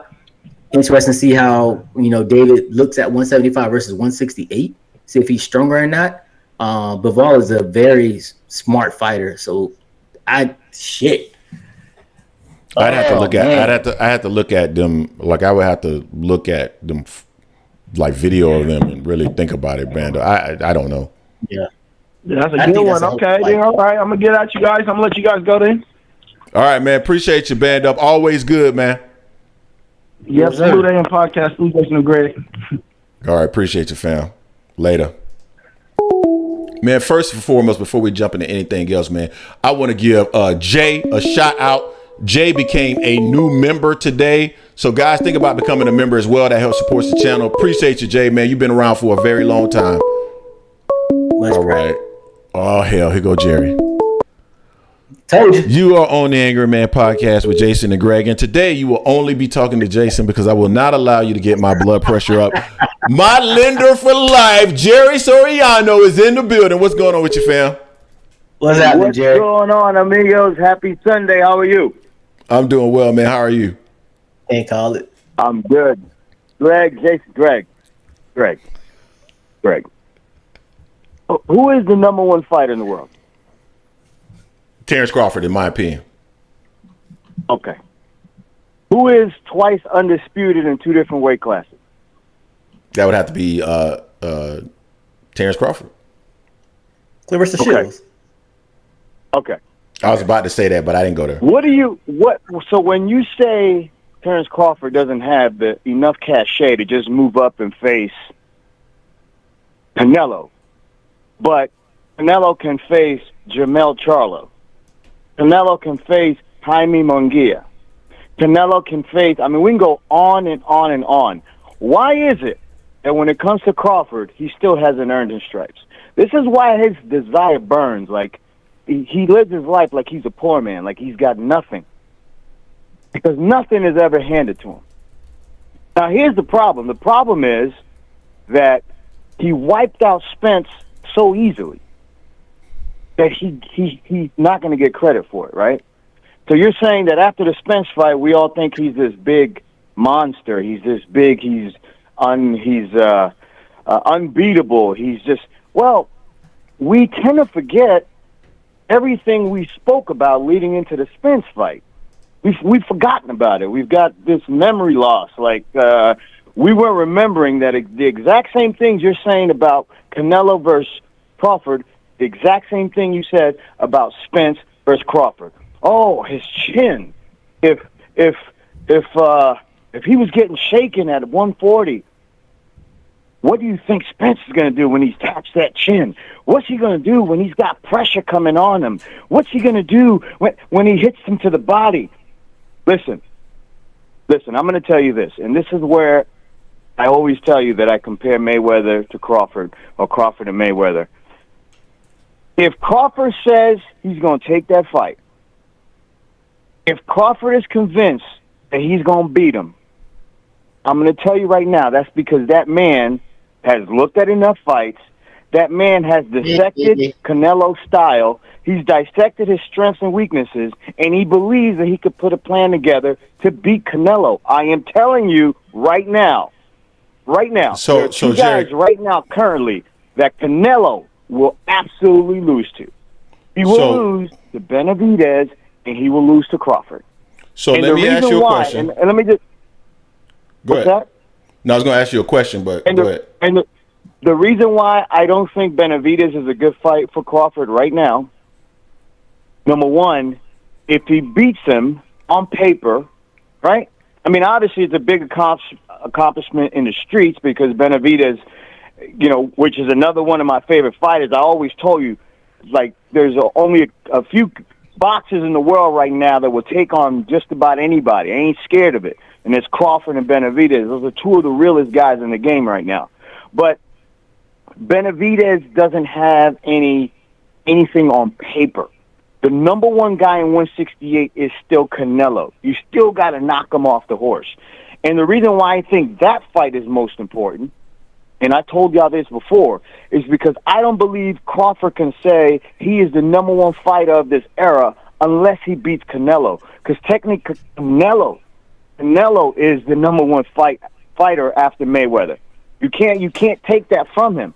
And I think Crawford knows that he's got to be able to beat that guy in order for him to claim this is Crawford's era. Without that Canelo win, he can't claim this is his era. And as much as I support Crawford, he can't do it. Canelo is the number one guy right now and has been for the last 10+ years. Okay, so let me ask you a couple of questions. So number one, I mentioned cachet. Let me ask you a question. Exactly how many fights has Terrence Crawford had at 168 pounds? It doesn't matter. No, it does. I want to know. Answer the question. Answer the question. Let me just tell you. Okay. He's at 0, Greg. But let me tell you why that doesn't matter. Because Canelo has moved up and down the scale, fighting the best guy or any of the champions in different weight classes, right? Jermall Charlo got Canelo fight. For what reason? Because he was undisputed at 154? Okay. That's fine. Tank Davis moved up to 140 for a belt. He fought one at... Listen, when you are one of the best fighters in the world, you have cachet, brother. You can't continue to say Crawford has no cachet, but he's the number one fighter in the world. You got to understand the context in which... Context in the so you got to understand the context. He does not have cachet in terms of pay-per-view draw, meaning he's not going to force anybody. Nope. People don't necessarily want to see that. And you led me to my other point. We just saw him in the ring with Jermall, or we just saw Jermall and Canelo. That was not competitive, which means that even puts more of a damper on a Terrence Crawford fight because there is a reason why they have weight classes, right? So that's number one. No, I just let you talk, Jerry. Let me say a couple of things, my brother. So you said he has a plan to face Canelo, right? He got a plan. He's broken him down. He's dissected him. Well, just a few weeks ago, we heard him saying that there was a reason why they have weight classes. Now, all of a sudden, he got a plan where he's dissected him. He won't have the same advantage that he does for Errol Spence, which was 5 years to prep. That's two totally different things. And then you mentioned that Terrence Crawford, he and David Benavidez, those are the two guys that are willing to face anybody, anytime. Then he doesn't need to move up and fight Canelo Alvarez. Move up and fight David Benavidez, the two guys that are willing to face anybody. That way, we know that he's a legitimate fighter at 168. He'll fight anybody, but we've already heard him say that he doesn't want David Benavidez. Move up and fight David Benavidez. Prove that you really belong at 168, or David Morrell, anybody else at 168 before you fight Canelo really Alvarez. He doesn't belong at 168. He's doing it for legacy, Greg. And what then he shouldn't be fighting him. Then he shouldn't be fighting him. Here's the other thing that you're missing out on. You want the other week it was Morrell. Go move up and fight Morrell. Listen, you would love to see him lose, and that is why any fight he gonna lose to Canelo too. From now on, any fight that Crawford gets from now on is going to be a pay-per-view hit because you have his supporters, you got people that love boxing, and you got people like you that love and live to hate on the man, and on the sneak tip want to see him destroyed. And so all of you would pay to buy the fight to watch him, one way or another. But what you're missing out on, Greg, is that Crawford is 36 years old. He doesn't have many fights left, so he wants to make every fight count, right?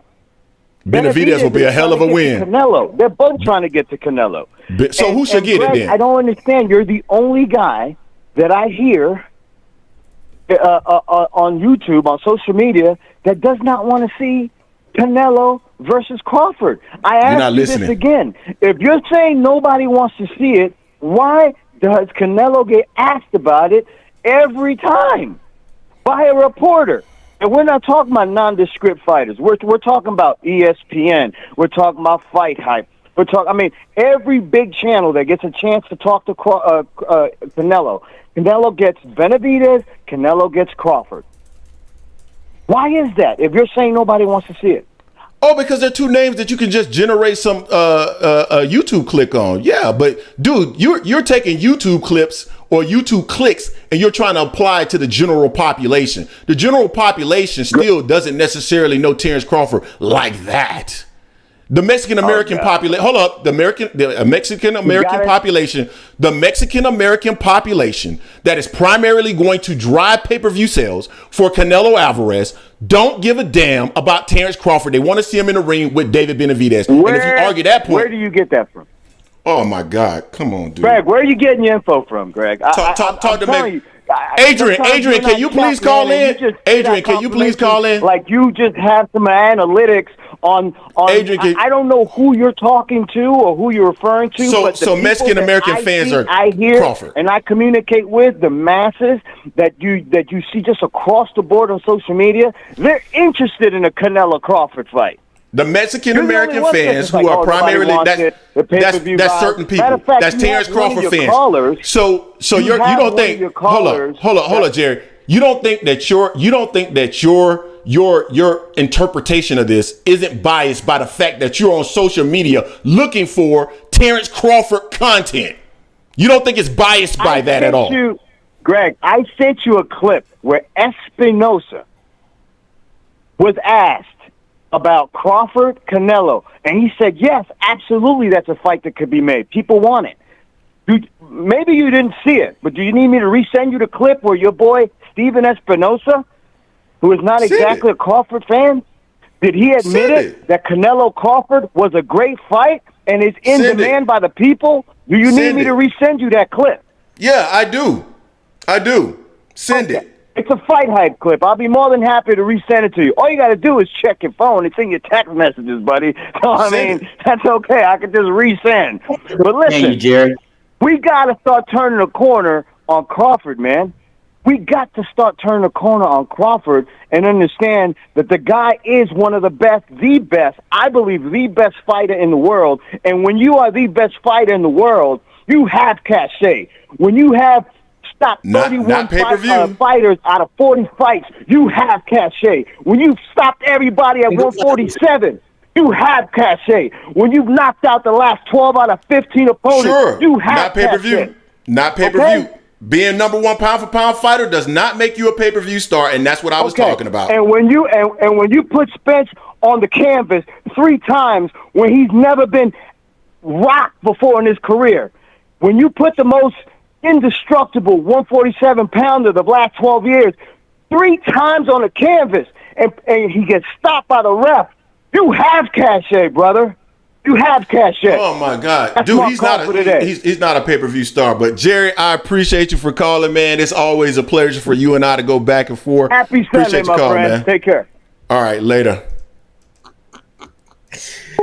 Great. Hey, Jerry, hold up. Jerry refuses to acknowledge that I'm talking about pay-per-view. Go ahead, though. Real quick. He wants him to fight Canelo so bad. Just have him fight David Benavidez for the Mando. Get the Mando. Then you're there to fight Canelo. Simple. It's a simple thing. If you want him to, if Canelo doesn't want to fight, I don't think Mexican American fans give a damn about Terrence Crawford. So it is what it is. And that's based off of the analytics that I see, which are YouTube views, comments, clicks. When we do Canelo Alvarez versus Terrence Crawford videos, all you got to do is look at that. That's my guide, right? But that could also be biased, right, by who comes to our channel, and that's fine. Real quick, I'm sorry, caller. Just give me 1 second. I want to give a salute to Merlone 9 for giving us $3. Thank you, sir. Canelo has moved up and down, fighting the best. Dog, I was about to go there, but I didn't because he didn't give me a chance to say that. I was going to debunk that as well. And then writer of the Storm 499, I'm Mexican American. I want David versus Canelo, not Canelo versus Crawford. Mexican media in Mexico want David. They don't mention Crawford at 147. He forgets that all he thinks about is what he sees on social media. Not that there's a whole damn country in Mexico that don't give a shit about Terrence Crawford. Good God, that's common sense, Jerry. Anyway, my blood pressure is up. I got to back off. 917, you in the building with the Angry Man Podcast. Jason, go ahead. I'm sorry, Jay. Go ahead. Real quick. Hold on, what 917? Hey, Jerry, did you find out who LeBron is? Please let us know in the chat. go ahead. 917. Yeah, you in the building, bro. What's going on? All right, how you feeling, good brothers? Feeling good, man. How are you? Well, I was feeling good till Jerry got my damn blood pressure up. I could feel my blood pressure going All up. right. Jerry always does that to me. Go ahead, though. I came in midway the conversation, man. I like you guys' channel. All right? But you don't really think there's a demand for Terrence Crawford Canelo fight at all? So there's people that would like to see it, right? I'm a boxing fan. I would love to see the fight. I wouldn't mind seeing the fight whatsoever. I'm a boxing fan. But you got to remember what the content, like Canelo Alvarez and who drives his pay-per-views. They're Mexican Americans and or Mexicans, right? I'm using Mexican Americans, but in reality, it's Mexico as well, right? And so you have a lot of people that don't give a damn about a Terrence Crawford versus Canelo Alvarez that is a core part of his fan base. They don't care about that fight. Question. Go ahead. Question. I don't mean to cut you, brother. I just want to get frying some fish right now. So you think that audience, you think fighting the Rocky Fieldings and the Yo Durhams and all that was more demanding than the Terrence Crawford fight? Absolutely not. Hell no. We've criticized him about those fights. Yeah. Right. But I'm just saying, we talking about the demand, and them people did turn in and turn up for them fights. The Mexican Americans and the Chulos and all them, they did turn up for it. I'm just saying, those were on the zone. Come again, brother? I missed that. Those were on the zone. Let's see what those fights did. But those were on the zone. Were they actually pay-per-view fights? Majority of them wasn't. No, they wasn't at the time. He just jumped on that. So, what was his last 2 pay-per-view fights? So it would have been Bivol might have been on pay-per-view. I can't remember, but I'm trying to think. Was it Mel? GGG was and Mel? GGG was for sure. Was Ryder a pay-per-view fight? I hope not. I'm just asking questions. Now, do we think? Now, is this a question, fellas? I'm not saying it. So, is this a question? You think Bivol had a bigger name than Terrence Crawford as of right now? No, that's not what I'm saying. But what I'm also saying is this. No, I'm not saying that. I'm just asking you a question. I'm not saying that. I'm just asking a question. I don't. But what I'm saying is that those guys were at his weight class. You got a guy that's moving up. In order for people to be interested in a small ass guy moving up to that weight class, he has to be not only super dynamic, which Terrence Crawford is, but he also needs to be a draw. He needs to be a draw. You need to have that in tandem, right? He cannot just be a dynamic fighter. If that's the case, then hell, move Shakur up and fight at 168. Move Inouye up and have him fight at 168. They're all dynamic fighters too. You gotta have a big draw name, because most people are going to feel like, hey, dude, like this guy doesn't have a chance. I don't want to see this. He's too small. Yes, he's a dynamic fighter, but he's too small. So then you got to make it something else in order for people to get excited about it. And it's okay. It's Floyd Mayweather, who is the biggest pay-per-view star in the last, decade or whatever, saying, you know what, I'm going to dare to be great, and I'm going to go up and fight this guy at 168. People may still tune in to that, even though they feel like he's definitely going to lose, or he's probably going to lose. Let's see if this guy can pull it off, because I'm so interested in this guy, and he's such a great talent. Terrence Crawford is just a great talent, but you don't have people that are just drawn to Terrence Crawford such that they're going to want to see that from a pay-per-view standpoint. So you need it in tandem. That's all I'm saying. No problem. I mean, that's a fact, opinion, however you want to spin it. Great talent, good for boxing. Can we agree, disagree? No problem. It's everybody's opinion. No problem. Like I said, if you would run a poll on your channel, which I do like you guys, you and Jason's channel, you're doing your thing, man. Appreciate it. What you thought about the Benavidez fight last night? The Jose Benavidez. Oh, Jose. Oh, do you think Charlo's back 100% mentally? No. No. All right. Yeah, Jason, what are your thoughts, brother? Nah. He's not back mentally. He has a ways to go. He's still working on himself. He looked like he was about to break down after the fight. Yeah, I seen that. I seen that also, fellas. And lastly, what we got coming up next? Devin Haney and the Regis Pro Race? Devin Haney. Well, it's the Ryan on December 2nd. Yeah. And Ryan is fighting who? I've been out the loop. I've been watching you guys' channel, keeping up with the news. And Ryan is fighting who? Gutierrez or something like that? What's the boy name that Ryan fighting? If I'm not mistaken. Yeah, Duarte. Yeah. But see, now let's go back, right? And we talk about these guys and these demands and these guys getting these followers, and like a Ryan Garcia, I'm sure his next fight is going to be on pay-per-view, correct? He's going to demand like $20 million, about $15 million maybe to fight somebody that we really don't know of. No, he's not on pay-per-view in his next fight. He's not on it. No, it's not pay-per-view. It's not on pay-per-view? Nope. Good. All right. No. All right. That's a good one. But fellas, thanks for your time and your platform. All right, man. Appreciate it, man. Thank you for calling and supporting the channel. Yes. All right, fam. Oh man, I love callers like that, man, that can understand that it's just a conversation, man. It's like, I don't care if you guys disagree with us at all. I love that. Oh, I asked and he delivered. Adrian, what's going on with you, fam? Hey, what's going on with you guys? Hey, asking you shall receive. You know how we do it, brother. You know how we do it, man. You know how we do it. Check this out, man. I don't know what homeboy's talking about. Let me tell you now, man. I'm coming from the big bad city of L.A., and the only fight the Latinos that we want to see right now is Benavidez and Canelo. Straight up. No questions asked. That's it. You see right now. If you go to L.A., especially East L.A., we control it. You know what I'm saying? But it's like, but let me also make it clear, though. My favorite fighter is Gervonta Davis, baby. Hands down. You know, I love that fool. All right. Yeah. But, and I also want to apologize if I disrespected the homeboy last week calling Doo-Doo Andre Boo-Boo, because let me tell you right now about Boo-Boo, man. Hey, he earned my respect, and I love his personality. He has a very good personality. Seemed like a real good guy. He just ran into too much, man. Benavidez was too much for him. I knew that was going to happen right there. But the next fight has got to be Canelo and Benavidez. That's going to be the big money fight. Everybody wants to see it, hands down. This won't be no $74.99 fight. This will be an $85 fight, and it'd be worth it, man. It'd be worth it straight up right now. What do you think about Benavidez's chances against Canelo?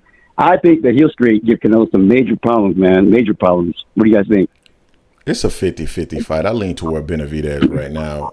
But I think, man, if you told me we would get the Canelo from maybe like 3 years ago, I would say I lean toward Canelo because I think Canelo is slick enough to avoid some of those shots on the inside and actually counter from the inside. And it'll be interesting to see how David Benavidez would deal with that. But like Canelo seems to be somewhat on the decline to me. And so now I'm leaning towards David Benavidez, but I don't know. My mind could change if the fight is actually made. I have to just really sit down and think about it. But right now I lean toward David. Yeah, I think either way. I just want. You don't understand, but the problem that I see right now with the fight going is that Sullivan's got to do something about actually following through with his mandate because Benavidez looked so damn good last night. I don't know, man. I mean, Canelo just might try to keep ducking him, and hopefully he doesn't. But it's looking like he will, man. 'Cause he looked so damn good, and I don't want to see this Charlo jumping and sliding in that spot. Because don't get me wrong, Charlo did his job last night, but he fought against an undersized outman, Jose Benavidez, who had no business being in the ring with him, straight up. And I'm gonna give Charlo some credit because he looked like he was in pretty damn good shape for a guy that said he just barely started training a couple weeks ago. I don't believe that, but Charlo did his job. He did his job, but he also fought against a punching bag guy standing right in front of him. Guy didn't do nothing special. He had no power. So, I mean, Charlo did his job. I give him that. But you couldn't put Charlo in the ring with no Benavidez or no, Canelo or even Caleb Plant. He has some beef. He has to squash with Caleb Plant first after getting bitch slapped. So, but I don't want to see Charlo slide into that spot. Hell no, man. Benavidez has got to get that Cinco de Mayo shot at Canelo, hands down. And that's what all the Latino Americans, that's what we're all calling for, man. That's what we're all calling for. You know what? And I think everybody's calling for that fight. It's going to be a real big fight right there. The boxing public is generally calling for that, man. Only Terrence Crawford fans that live in Terrence Crawford fantasy land believe that that's the most called for fight in boxing right now. Canelo versus Terrence Crawford. It's not. It's not.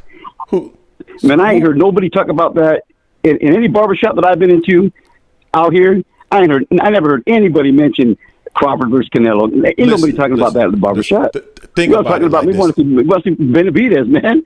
Come on. Think about this. You got Terrence Crawford sycophants that follow Terrence Crawford, that hears Terrence Crawford making noise about Canelo Alvarez, and now YouTubers are asking him questions about the noise that he's making, and in their mind, everybody's talking about Terrence Crawford fighting Canelo Alvarez. Not that Terrence Crawford is trying to create a buzz and a demand for himself versus Canelo Alvarez, and of course, he being a top name in boxing and those boxing channels who are, following boxing, they're going to ask Canelo Alvarez when they see the opportunity to ask him that.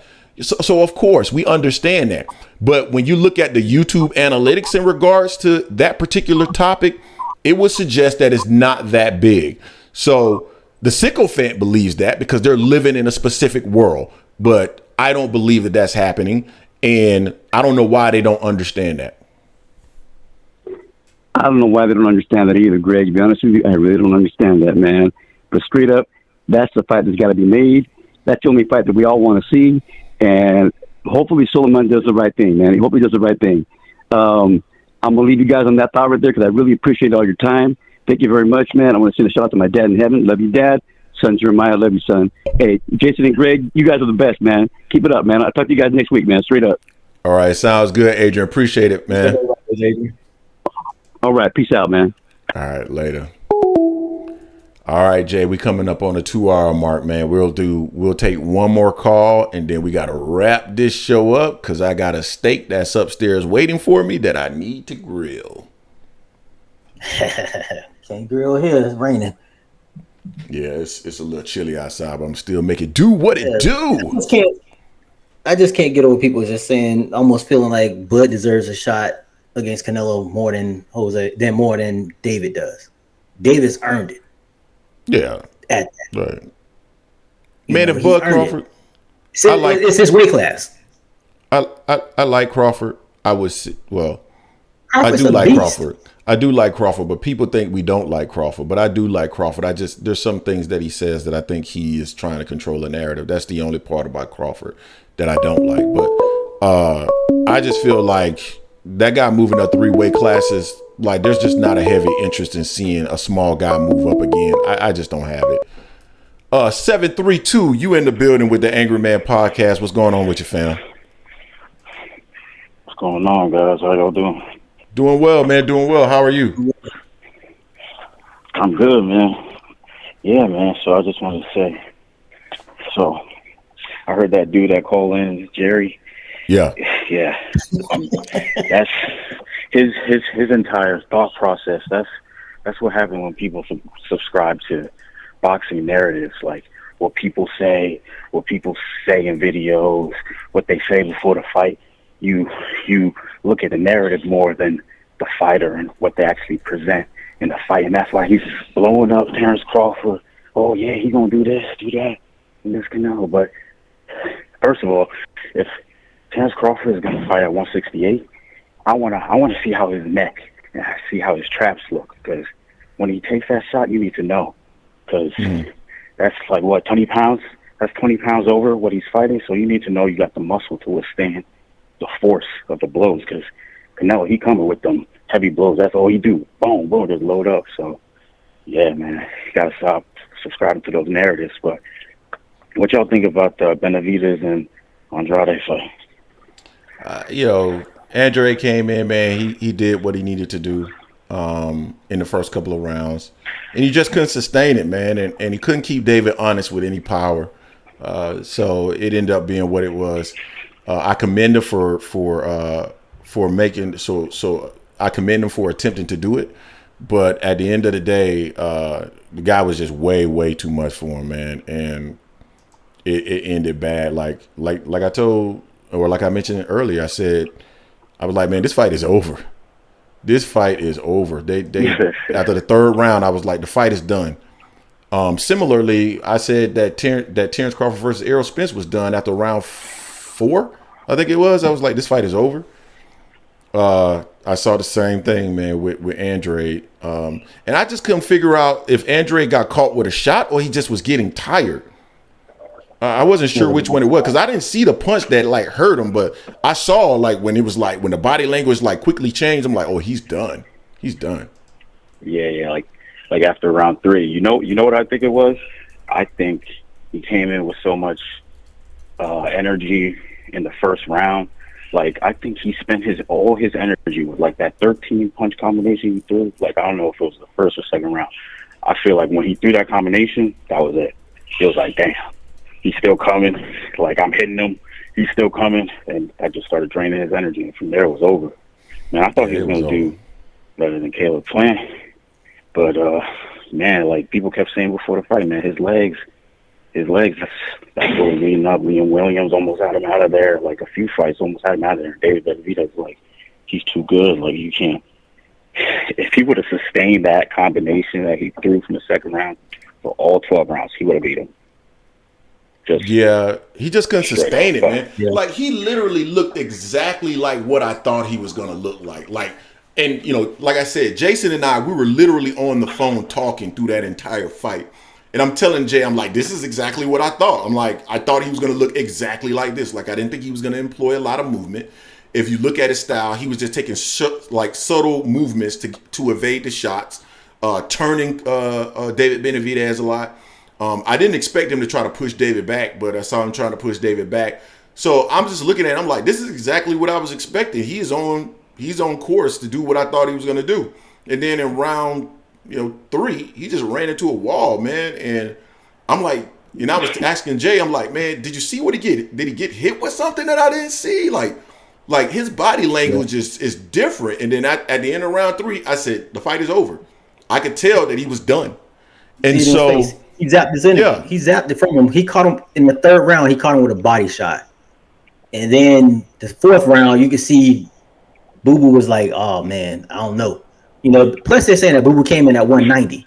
So if he came really rehydrated at 190, that ain't helping him out neither to keep that movement that he was doing. Although subtle, he still needed that energy. Coming at 190 and you've never been that heavy before, that ain't beneficial for you when you're fighting someone like David Benavidez, that you got to be on your P's and Q's, and you got to be able to move, and he's 35 years old. So, I mean, all that led to his demise. You know, David just put the pressure on him, and he's never fought someone with pressure like that before. Man, he was getting beat up in there too, dog. Like, I was like, they need to stop this. What round was I saying they needed to stop? I was already saying they needed to stop the fight when, Jay, and maybe round 4? Yeah, I think he got knocked down. We like, oh, it's over. It is over. I was like, they need to stop this fight. It's done. He didn't look like he could recover. So when we see fighters get knocked down, we're like, okay, they can let it go. But he didn't like he could recover. Round 4 and then 5, I'm like, we said, especially during round 5, we like, before the round ended, we're like, they need to stop this like now. Yeah, the fight is done. Like, this is over. Like, there was no need. He's like a surge of energy. Once that surge of energy comes, like, it was like transfer. Like, you gotta. He knocked Andrade mouthpiece out, and he stopped and pointed to it, and I'm like, Benavidez is so confident that he's gonna knock this dude out. He's like, yo, man, take your time, get your mouthpiece together. I'm still gonna knock you out. Go get your mouthpiece so I can go ahead and knock you out. You know, if you were, the fight was just over, man. It was just over. Yeah, man. Similar to the Matias and Ergashev fight, like from the second round. Yeah. Ergashev, same thing. Once he threw those hard combinations and he was still coming, he was like, all right, I'm done. Like, this dude is still coming. He's tapping me, and then he's loading up. It's like, it's over. Cutting off the ring. Yeah, man. But one thing I want to say before I go is, like, the thing between, like, Benavidez and Matias, like, they're both, like, pressure fighters. But the one flaw that I see between both of them is, like, once they get that forward momentum, like, they got you backing up, they throw those, like, leaping jabs where they're always exposed and they're leaning over their front foot. Mm-hmm. And everybody succumbs to that pressure. Nobody wants to stand in that pocket, pull back, and then counter. Charlo was showing that against Jose Benavidez. Like, he would stand there, pull back with that rear uppercut and clock him. So people are saying Charlo this, Charlo that. I'm saying he looked good after all that time off. If he get a tune-up and he feel like up to it, I want to see that fight too. Because that ability to stand there and counter, that's so pivotal against, like, pressure fighters. Like, Andre couldn't do it after a few rounds. Yeah, you need to be able to, but man, you have to either be like Floyd, where you can just keep rolling shots and slight movements to evade shots, or you need to be able to just have those slight movements to continuously evade shots. And that's difficult against somebody like Benavidez, because Benavidez, he throws punches in bunches, like he keeps throwing them. So, like, you may be able to avoid, one or two of them, but then maybe the third one or the fourth one catches you. So, like, Floyd is the kind of guy that, man, he just keeps catching and rolling, and then finds his opening and throws. I think it's gonna take, like, either that kind of fighter or somebody like he goes up to a bigger weight class and he's not. He can no longer just simply push, like Better Beef. Can he just push Better Beef back? That he may have a problem with somebody like Better Beef. Yeah, but he got the speed over Benavidez, and speed kills. I mean, over Better Beef, he got the speed. Yeah, he does. I agree with that. Yeah, man. And the thing with Canelo, when he's fighting Benavidez, that's going to be the thing that kills him, because Benavidez can just pull back anytime he launches that counter. Benavidez can just pull back, hit him with a straight, pull back, hit him with a hook, and it's going to be tough. He's going to have to, like, similar to GGG1 or something, like, stand on the ropes, wait. I don't know. I want to see that fight too. But yeah, let me not hold up the line. It's great talking to y'all. Well, I appreciate you calling in, fam. Thank you. All right, got you. Peace. All right, peace. All right, ladies and gentlemen, that was the last call of the day. As I mentioned earlier, we got to make sure that I have to go upstairs and get ready to make that steak. But, man, I want to thank everybody that contributed to the channel today.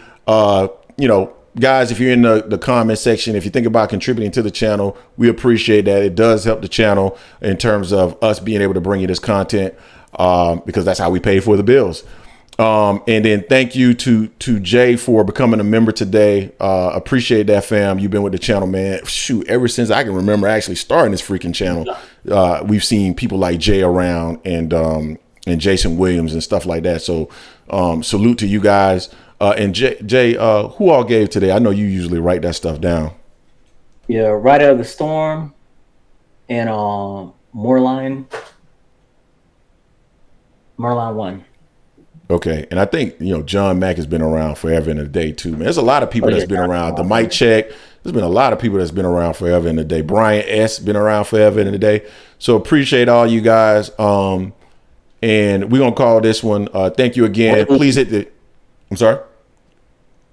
Jason Williams asked you a question, Greg. I'm not gonna say it out loud. You can read it. Let me see. He said, "Hey Greg, how do you like your steak? Medium.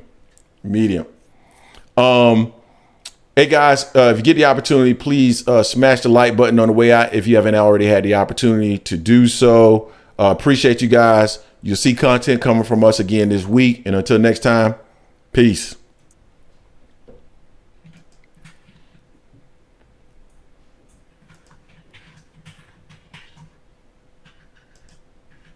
Yeah, that was a good